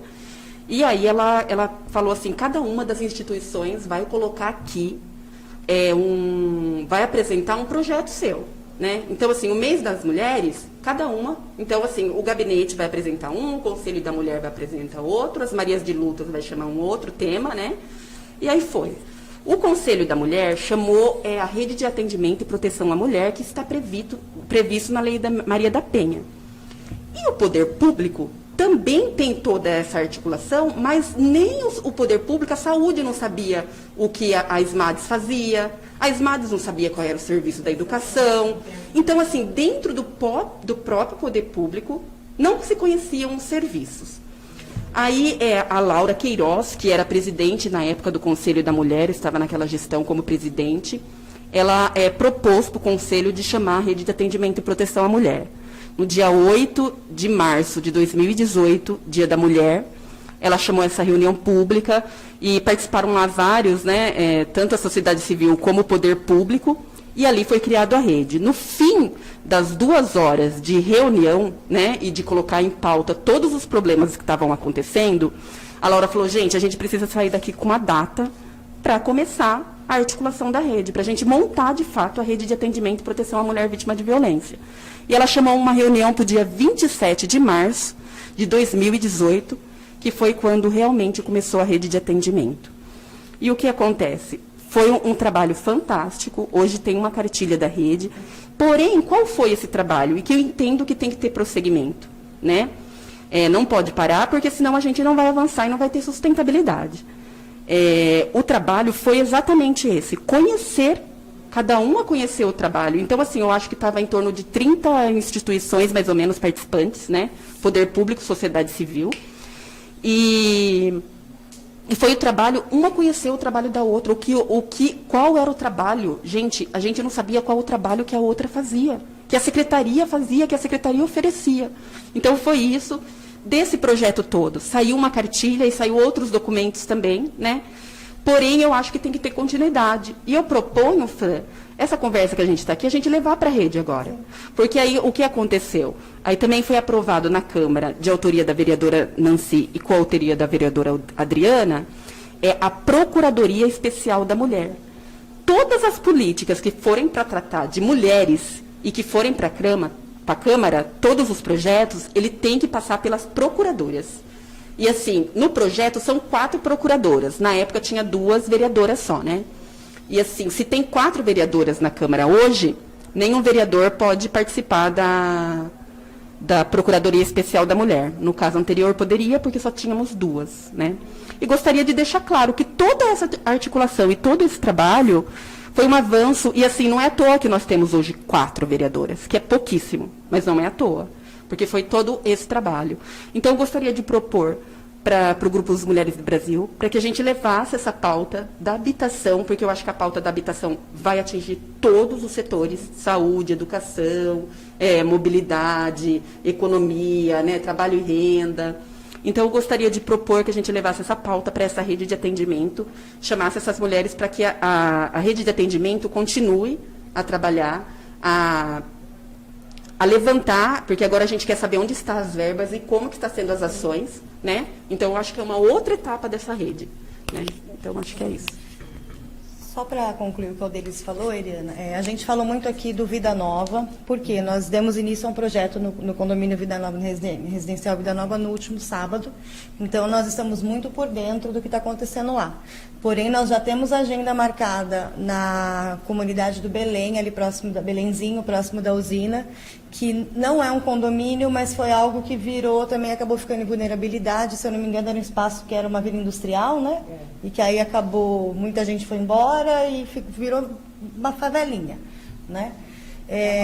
E no Novo Horizonte também, tá? Então, a gente fala muito do Vida Nova porque nós estamos lá, mas nós estamos em outras regiões da cidade também.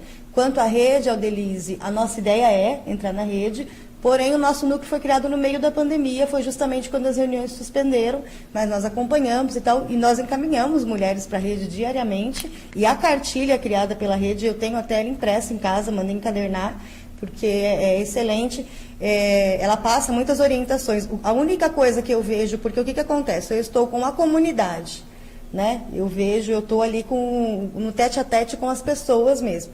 E o que acontece? Por exemplo, todos os serviços públicos são excelentes quando tem humanização lá dentro, né? Porque na teoria é tudo bonito, mas a gente precisa da ponta lá, da linha de frente, né? Como na UBS, precisa da técnica de enfermagem, porque é a pessoa que...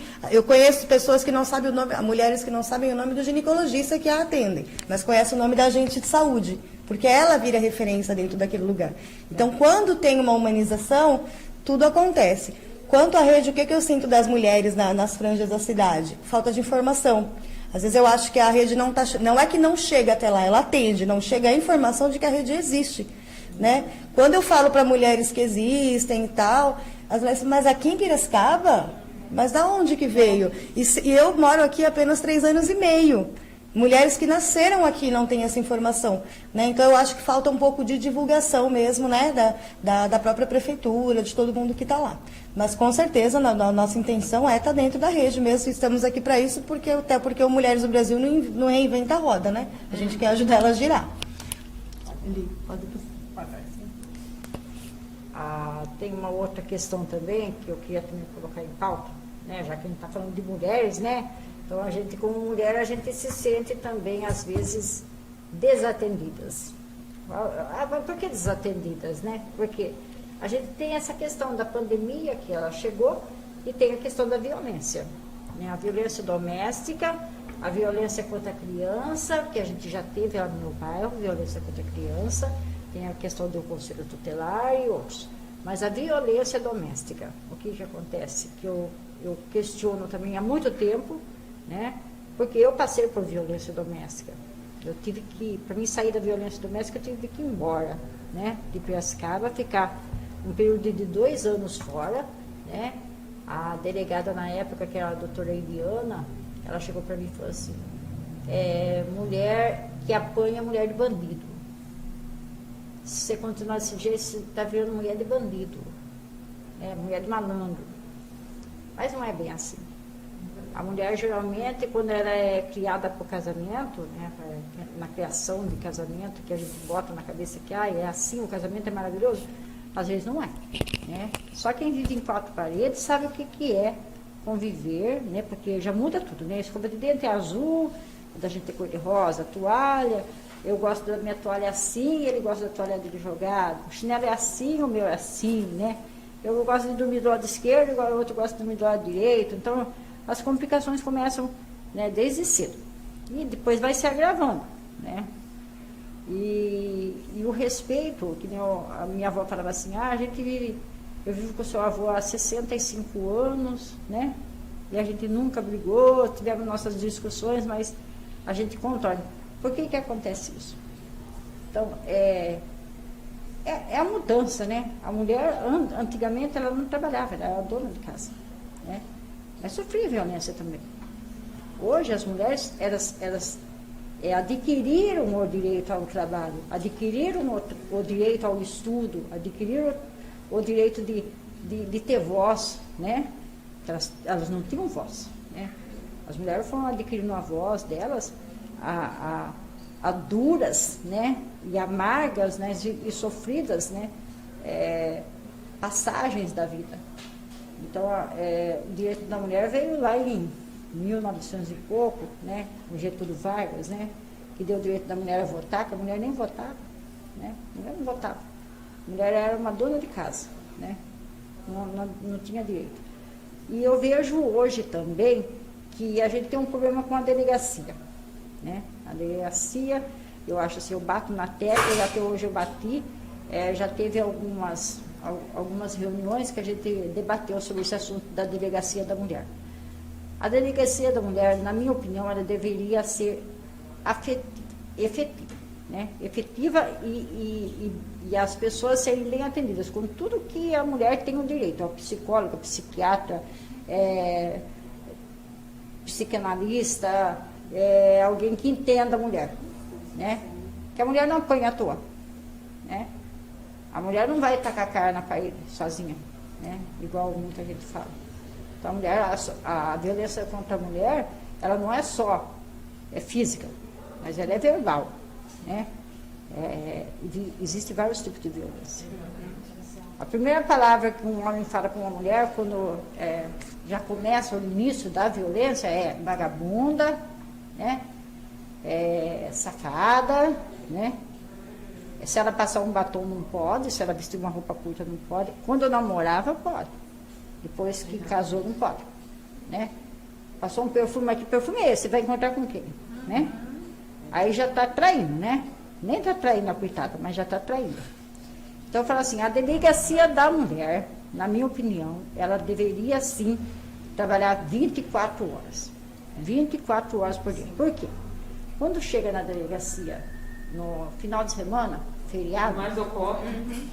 é onde mais ocorre. Por quê? Porque o homem sabe que na delegacia da mulher é de segunda a sexta. E tem horário também, né? Horário que abre e horário que fecha. Final de semana não abre, né? Feriado piorou, né? Então é aí que a mulher é agredida, final de semana.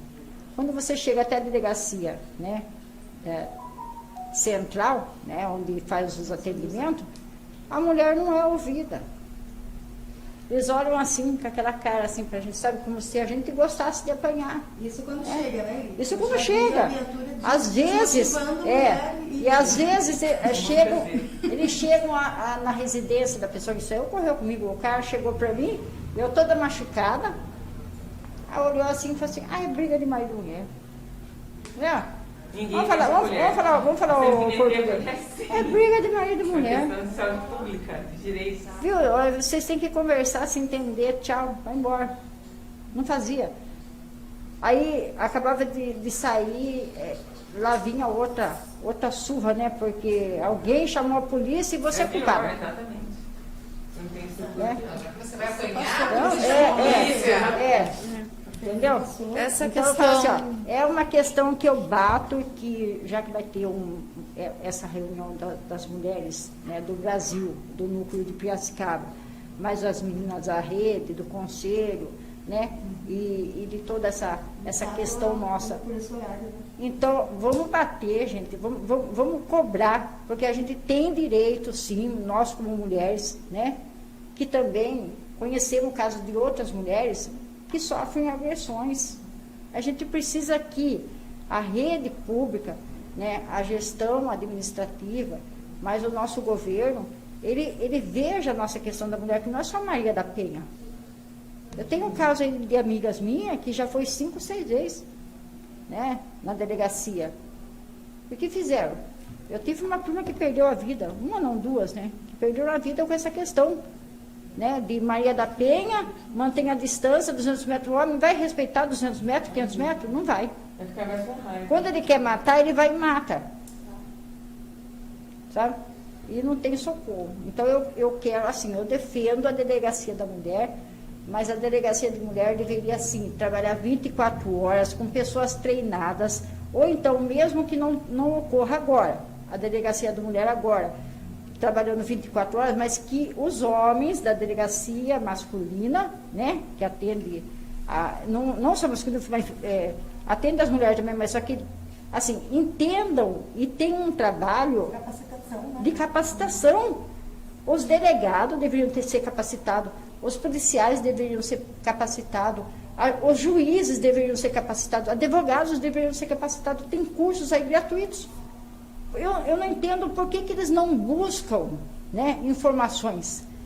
Porque não é porque somos mulheres que a gente pode levar um tapa na cara ou ter um xingamento, né? Então é isso. Antes de você falar, eu até queria passar um dado que eu colhi ontem, que é um dado da Guarda Municipal da Patrulha Maria da Penha. Em 2018, foram emitidas 361 medidas protetivas, mas só 3 agressores foram presos descumprindo. Para mim, essa conta não fecha, porque só eu conheço mais de 13 casos de que eles descumpriram. Em 2019, de janeiro a maio, 216 medidas protetivas e só 11 prisões em flagrante. Então, eu acho que o número emitido é muito grande do que foi efetivamente feito. Então, assim, a gente sabe que a Maria da Penha está aí, é um trabalho maravilhoso, mas, mais uma vez, eu bato na tecla. Não chega na comunidade, não chega onde é. Lá no Vida Nova, no final de semana, contaram casos da polícia demorar 1h25 para chegar, um SAMU demorar 2 horas para chegar e ainda não atender a população bem. Então, a gente sabe que o serviço existe, não é uma crítica ao profissional, mas a conta não fecha, tá? E, assim, quando a gente fala de violência doméstica, é importante lembrar que ela não começa violenta, de jeito nenhum. Primeiro vamos dar o nome certo aos bois. É relacionamento abusivo. Porque se você fala violência doméstica, daí a pessoa que está vivendo um relacionamento abusivo, mas ele não me bate. Porque a visão que se tem que violência é só física. Exatamente. Né? Então, vamos colocar a luz no que é o relacionamento abusivo. Toda vez que alguém posta alguma coisa sobre todas as fases da violência doméstica, eu vou lá, passei por todas. Porque eu posso falar de cada uma. Quando ele começou a polir as amizades. Mas vamos ficar só nós dois. Ele não falava assim, você não vai sair. Não é fácil identificar. Porque ele começa manipulando, começa encantando. Mas ele está falando isso porque ele gosta de mim. Ele nunca me chamou de burra, mas ele falava assim, você perdeu uma ótima oportunidade de ficar quieta. Então, é aquela coisa que vai minando você quando você chega na violência física, seja psicológica, seja não existe mais. Aí você chega na delegacia e você é atendida por homens. Começa por aí. independente deles terem ou não o treinamento, na hora que você acabou de ser estuprada por um homem, você vai prestar a sua queixa para outro homem? Não. É bem aquele episódio do Grey's Anatomy, em que só as mulheres atendiam aquela paciente. Em que na hora que ela foi sair da sala para ir para a cirurgia, era um corredor de mulheres dando apoio para ela. Porque eles riam de mim e falavam assim, o que mais que ele te xingou? Fala. Só disso? Ele só bateu? Ele só bateu? E bateu por quê? O que você fez para irritar? Mas aí, Fernanda, cortando um pouquinho, você me permite, a gente vem, uma vez eu já estava, nós já conversamos, a gente vem de uma cultura machista, infelizmente. Tudo o homem podia, a mulher não podia. Até a questão do casamento, a mulher passava a adotar o sobrenome do homem, porque ela passava a pertencer à família do homem. Né? Aí eu tive um namoro que não deu certo, enfim, mas quando falava em casamento, eu falava assim, eu não vou adotar o sobrenome seu.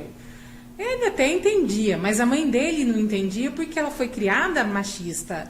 Nós provavelmente temos mães machistas, tivemos avós machistas, só que elas não têm consciência disso. Nós provavelmente temos mães dentro de casa que defendem a atitude do filho, né, e menospreza a atitude da filha. Então, nós temos que mudar esse conceito. A mulher ocupar o espaço do homem na sociedade, ela causa um certo estranhamento. Eu vou falar uma coisa que se a gente for ver, não para disso, mas eu por muito tempo me envolvi com futebol, uma mulher no futebol. Cheguei lá, eu fui nomeada ouvidora do 15. Na época, não descobri nenhuma outra mulher que tivesse sido ouvidora de time masculino, entendeu? Muitas mulheres vão no estádio para assistir o jogo, mas acham que aquilo lá, discutir futebol é só coisa de homem, né? Então, assim, é uma coisa pequena perto de uma violência doméstica, mas é assim que a gente vai conquistando. Começa aí. E o lugar de mulher, eu costumo falar, lugar de mulher é onde ela quiser. Exatamente. Onde ela se sente bem. Começa justamente nesses padrões que a gente vai repetindo, padrões machistas que a gente repete, sem questionar. E se a gente ocupa o espaço, outra mulher questiona. Exato, porque não houve essa reflexão. Por isso que eu falo, vamos colocar o nome, as coisas, que não é violência doméstica, é relacionamento abusivo, porque ele começa um conto de fadas, para depois chegar na violência doméstica. Vamos colocar essa questão. Por que a gente prefere uma mulher na delegacia, uma delegacia de mulheres composta por mulheres? A gente não está falando que o homem é incapaz ou é mais capaz. A gente está falando no que a gente vai se sentir mais confortável. E eu volto daí naquele outro ponto que a gente falou da assistência e da prevenção. Se a gente levanta essa questão, se a gente coloca realmente as pessoas conscientes do que é um relacionamento abusivo, para ela poder identificar se ela ou alguém próximo dela está passando, é muito mais barato para o governo, para a sociedade, do que ela depois atender aquela vítima de violência doméstica e tudo mais. Que daí ela não vai vir sozinha, ela vem com toda a família. Os filhos, as crianças que vêem essas cenas, né, a mãe, os meninos. Nossa, assim, o negócio vai longe, né? Ô, Fernanda, eu vou te fazer uma pergunta aqui. Quando você sofria violência doméstica, chegou a agressão física também. Você disse que o vizinho não chamou a polícia, mas escutava. Se ele chamasse a polícia naquele momento, o que será que teria acontecido? Né? Teria acontecido o que aconteceu no dia 8 de abril de 2000, quando... Teria acontecido o que aconteceu no dia 8 de abril de 2000, quando foi a violência mais grave, que ele durante 8 horas ficou me torturando física, psicologicamente, me estuprando, inclusive, que eu consegui fugir até a calçada, chamei uma viatura da Guarda Municipal que estava passando, e eles falaram aquela frase, é uma briga de marido e mulher. E eu ia ser enterrada viva aquele dia. É isso que acontece. Eu pergunto porque assim, a gente escuta, às vezes a gente pode escutar vizinhos nossos, pode escutar alguma coisa e a gente ter medo de chamar a polícia. Então nós não podemos ter esse medo, a gente tem que chamar. E briga de marido e mulher se mete a colher, sim.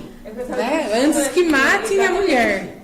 E, Renata, você que foi envolvida com futebol, eu até queria, provavelmente você viu, muito recentemente um conselheiro do Santos acabando com as mulheres jogadoras e com as mulheres do campo, ou falando que as que iam assistir também vulgarizando. E é uma coisa que aconteceu mês passado. E ele cuspiu no prato que comeu, porque o time do Santos já conquistou muitos campeonatos aí, o time feminino, né? Jogadoras do Santos praticamente compunham a seleção brasileira de futebol. Então, assim, eu acho isso um absurdo. O Santos teve, então, jogadoras já na seleção brasileira, e esse conselheiro que ele fez foi, para mim, uma agressão, sim, contra a mulher, como acho que todas vocês concordam com isso. E um homem num cargo alto, né? Dentro do futebol, conselheiro, uma representatividade. Eu acho que ele está no lugar errado. Sim. Falando sobre futebol, né? Eu também joguei futebol, né? Futebol de salão. E uma vez teve um campeonato, né? E eu me lembrei agora da época. E a gente foi como é que chamava? Rio Cravo. Um campeonato lá, e as meninas eram fera de Rio Cravo. E a gente chegou lá com uma equipe, né, jogando, e quando a gente olhou assim na arquibancada, estava cheio de homens, né? Tinha umas mulheres do nada, mas a maioria era homem, assistindo futebol. Aí um cara pegou, antes de eu entrar em campo, ele passou perto de mim e falou assim: "Ei, gata", né? Naquele tempo, a gente era novinha, né? É gata. Daí a gente pegou, passou, deu risadinha, né? Fomos embora. Naquele tempo a gente era, né? Não tinha que nem agora, né? Mas já naquela época já existia o machismo. Por quê? Quando eles pegaram e a gente foi lá tomar um suco, tudo, e eles ficaram lá rodeando, daí quando eles olharam pra gente dentro do campo, jogando futebol, né? Eles olhavam lá de cima, tipo assim: "Ê, sapatona!" Daí tinha aquela música, né? Tinha lá, de dia é Maria, de noite é Jô, né? Então, sabe, foi assim, bem polêmica, a gente saiu de lá chateada, né? Mas eu falo assim, hoje eu falo assim, teve uma época que um cara falou assim que o que a mulher deveria fazer? Em vez dela jogar futebol, ela deveria estar lavando roupa passando. Eu acho que o homem assim, deveria lavar essa roupa. Em qualquer roupa. lugar. Olha, eu tenho uma amiga que é motorista de caminhão, eu tenho uma amiga que está em São Paulo e ela dirige o metrô, né? Faz parte lá da parte da operatória do metrô. Eu tenho amigas que tiraram o brevet, né, para ser piloto de avião, né? Tem uma que ela dirige helicóptero, não aqui, mas fora do Brasil, né? Ela é uma piloto também. E eu falo assim, a mulher vai onde ela quer, faz o que ela quer, né? É que o machismo, né? Eu falo que é um meio de núcleo familiar mais conservador.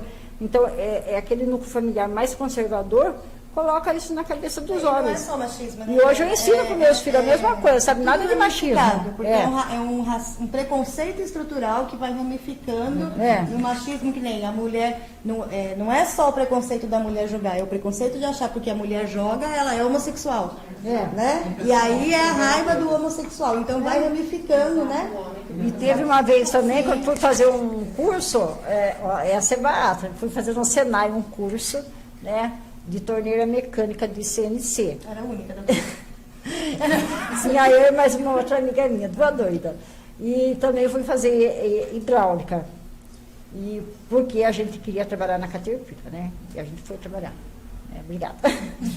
E a gente era as únicas mulheres de lá. O professor chegou e falou assim: "O que vocês estão fazendo aqui?" "Assistir aula." Ele aqui: "Mas vocês são matriculadas?" "Claro, né? É matriculada." Daí ele pegou e olhou para outros meninos assim do lado e começaram a dar uma risadinha, né? Daí eles falaram assim: "A mulher não tem o que fazer, né? Aqui é local de homem." E aposto que vocês foram as melhores alunas. E nos formamos e fomos a melhor da classe, nós duas. Eu gostaria só de colocar, quando a dona Eliane falou, voltando aqui, dona Eliane, na questão das mulheres que são dona de casa, que na verdade elas deveriam ser a dona da casa, né? E não dona de casa, né? Porque a casa, as tarefas domésticas, elas têm que ser das mulheres e dos homens. E aí eu gostaria de falar assim, ai, não trabalha, ela é só dona de casa. Quanto custa, né, uma faxineira? Quanto custa uma passadeira? Coloca no papel e vai colocando, sabe? Porém, ela trabalha, ela não é só dona de casa, ela trabalha e não tem remuneração pelo trabalho dela, né? Então, você, mulher que está aí me ouvindo, você tem que colocar no papel também. Quantos custa você estar aí limpando a casa? Então, você vê quantos custa uma faxineira por dia, está na média de R$150. Se você pegar aí, vamos supor, umas 15 faxinas, faz o cálculo. 10 já dá 1.500. Umas passadeira. Quantos custa uma passadeira? R$100 por dia, né? Então, quanto custa uma cozinheira, tá? Quanto custa uma babá? O ano passado eu estava pagando R$1.800 para uma babá, para elas cuidarem dos meus 2 filhos. Então, assim, as tarefas domésticas, a educação dos filhos não é responsabilidade só da mulher, né? As tarefas domésticas e a educação dos filhos é responsabilidade da mulher e do homem. Independente se o homem trabalha fora, porque a mulher também está trabalhando, porém ela não está sendo remunerada. O que é mais complicado ainda, né? O que é um problema a ser estudado, né? Porque imagine a carga que não fica nessa mulher. Então, quando a gente fala dona de casa, não trabalha. Trabalha, porém não é remunerada. Trabalha mais, né? Trabalha mais do que... E tem também aquela questão, né, que além da mulher ser uma dona de casa, né, ela tem direitos também, né, que são adquiridos já, né, que é o trabalhista, né, como dona de casa, só que também elas não procuram também saber, né, dessa informação. Além disso, quando uma mulher se separa do marido, já começa a briga familiar ali, né, da divisão dos filhos, né, além dos bens, tem os filhos. Aí o homem lembra, né, que ele tem filhos, né? Então eu acho engraçado assim, a mulher pode tudo, né? A mulher tem que lavar, passar, cozinhar, aí, mas não quer ajudar na questão da casa, né? De dividir mas na hora de separar, né? É obrigado, a justiça obriga ele a lembrar que pelo menos de 15 em 15 dias ele tem que ficar com essa criança o dia inteiro. Não, ou então quando o juiz determina lá, que nem ocorreu comigo, determina que ele tem que pegar no horário certo e trazer no horário certo, sabe o que ele fazia? Ele sumia com a criança, né? Para dar dor de cabeça, porque para fazer charminha para a mãe. Às vezes tem mãe que, né, que faz isso com o pai, né? Sim. Mas a maioria dos homens, hoje em dia, quando ele fica equivocado com uma mulher, quando a mulher se separa, ele usa os filhos, né? Para prejudicar a mulher. Às vezes ele arruma outra mulher e depois ele leva os filhos lá e faz a cabeça dos filhos para os filhos voltarem em casa e ter pendências lá com a mãe, né, que é a responsável. Então é complicado. Então a mulher tem que procurar assim seus A gente vai partindo para o final e eu queria aproveitar o gancho do que vocês falaram e dar um recado para os homens que quando vocês ocupam profissões, cargos no trabalho, nas empresas ou de autônomos que eram dominantes por mulheres, a gente não se incomoda com isso. A gente vai no cabeleireiro que é homem, a gente vai no restaurante onde sabe que o chefe de cozinha é homem.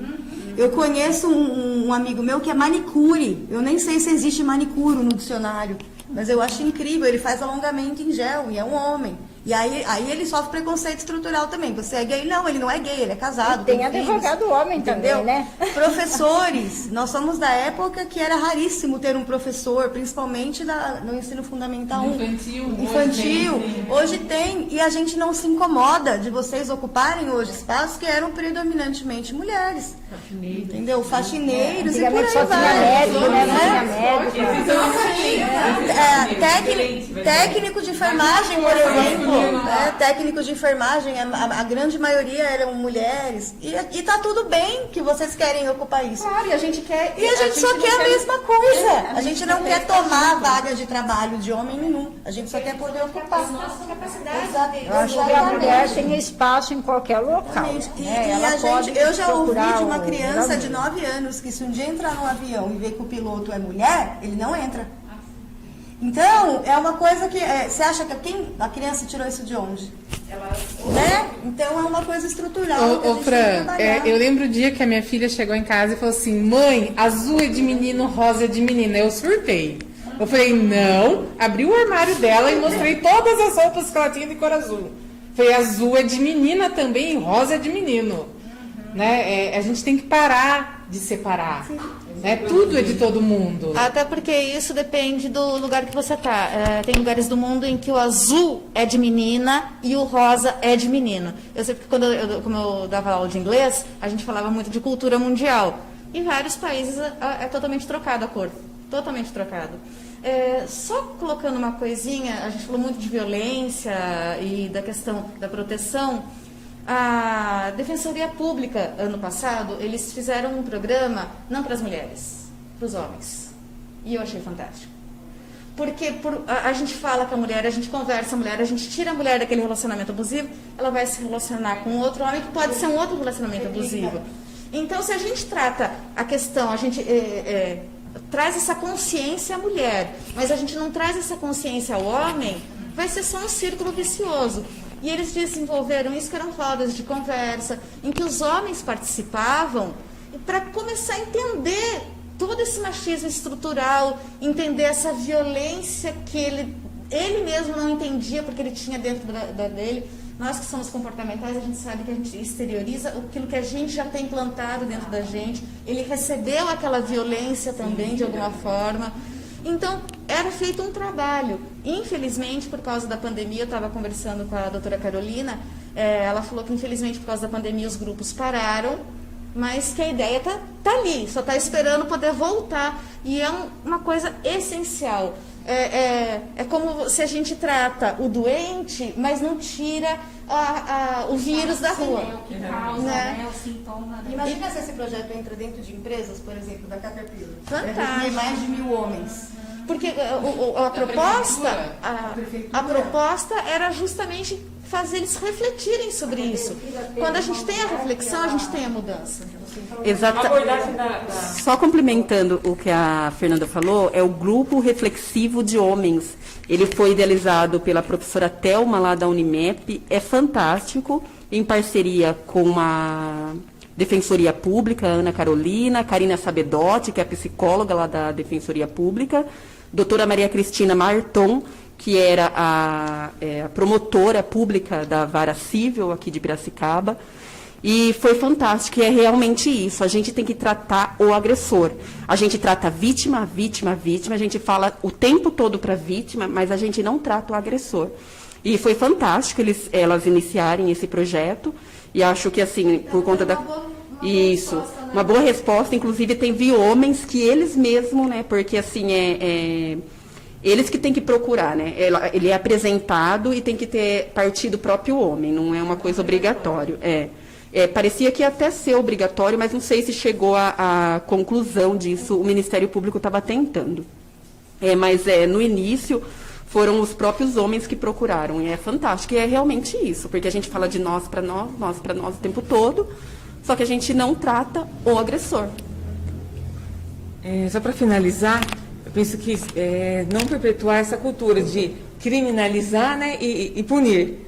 Nós vemos o ser humano como o ser humano integral, né, o homem e a mulher, e expandirmos esse olhar para a cultura familiar.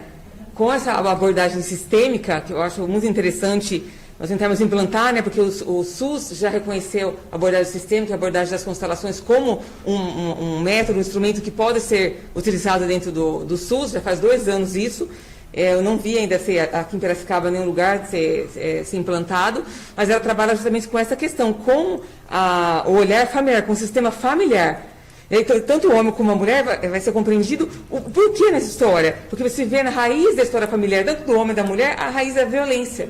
E ali ele vai ver o padrão de repetição, as lealdades familiares, por que está se mantendo aquele comportamento. E você vê um retorno altíssimo, como a gente tem feito no judiciário, esse trabalho, e um retorno muito grande de conscientização e uma nova, vamos dizer assim, as pessoas tomaram um novo rumo, um novo caminho, e olhar para aquela história de uma forma diferente, sem culpabilizar a mulher ou o homem, mas corresponsabilizar. Cada um é corresponsável pela relação. Culpar o seu passado. Nós não vamos escrever uma nova história. Exatamente. Só compreender que o passado, né, chegou até aqui, mas a partir daqui você pode mudar o rumo da história, inclusive salvar as próximas gerações.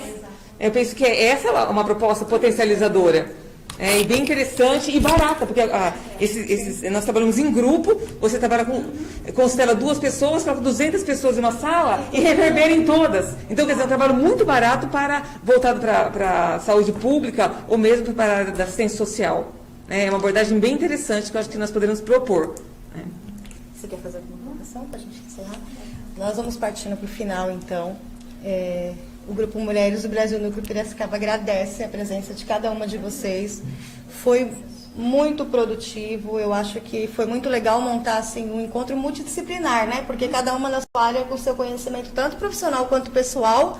Eu acho que a gente vai edificar aí a vida de muitas mulheres e homens também, né? Que estão nos assistindo, que vão nos acompanhar. Então, para todo mundo que está assistindo, muito obrigado por ter acompanhado até agora. Da diretoria, da direção do programa. Posso? Claro. Permite a parte? Por favor. Em nome do canal Sol, servidores online, quero agradecer a oportunidade de poder contribuir na produção desse programa. Até um fundo sonoro. Um homem participando aqui. Com direito, né?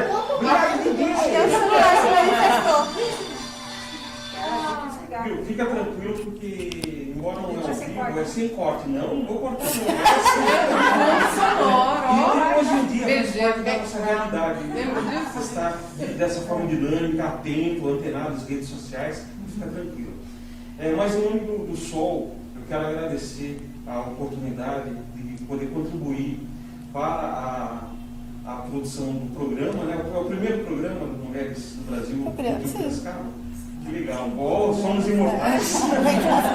E vou deixar as portas do estúdio abertas, né? Venham sempre ocupar, brilhar junto ao sol, com o seu espaço ao sol. E eu queria deixar um presente para vocês.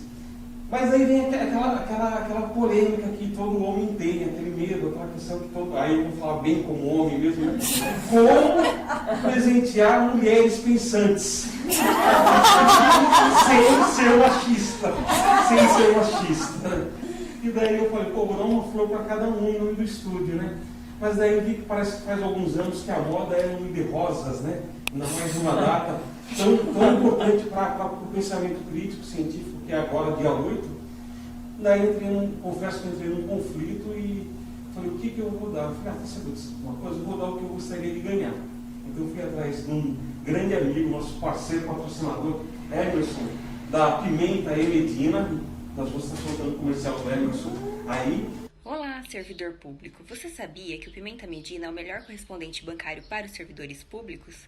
Isso mesmo, ele é um correspondente bancário com as melhores taxas, porque ele sim reconhece a necessidade de todos os servidores. Por isso ele apresenta a você, servidor público, a melhor taxa. E em nome do Estúdio Sol e da Pimenta e Medina, do Emerson, eu quero entregar um mimo, não é rosa, e falei, eu vou dar o que eu gostaria de ganhar. A gente gosta de rosa também, mas a gente Gosta do espinho do rosa.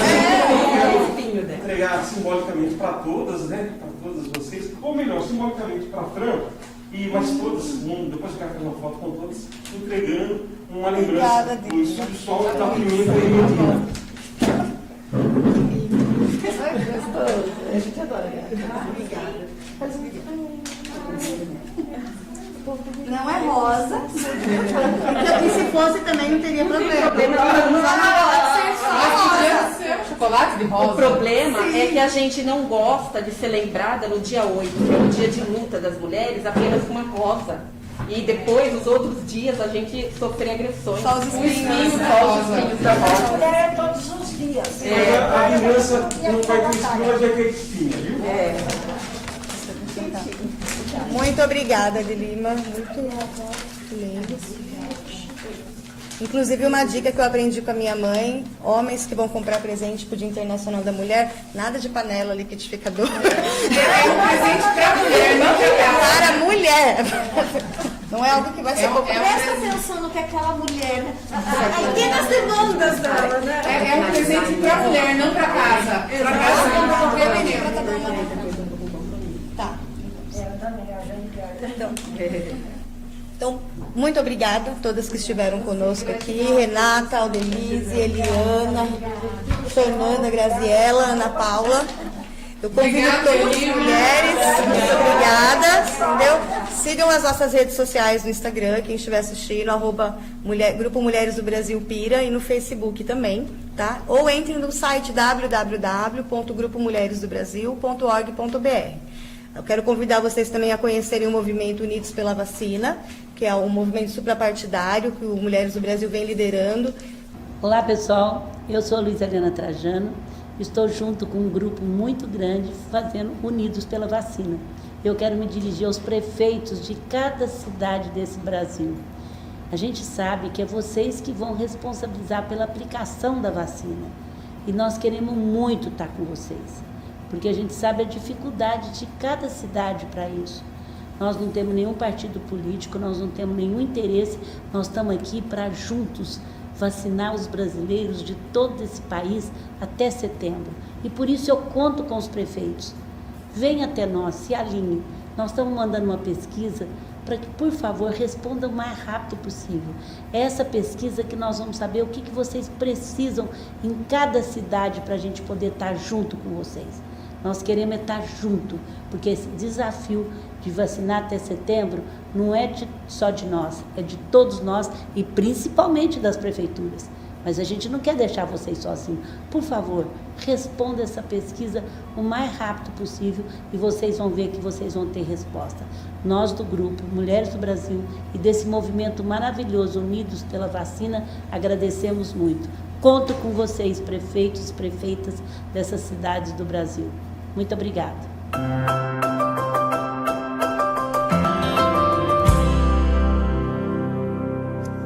Então é uma comemoração para nós, não só para as mulheres, né?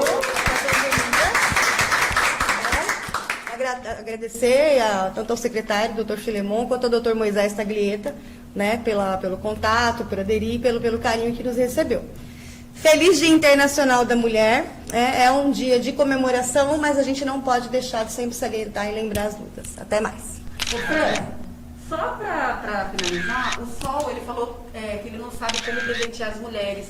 Sempre abriu um espacinho aqui pra gente por mês, pra gente fazer um programinha das mulheres do Brasil, já seria uma forma de... Perfeito!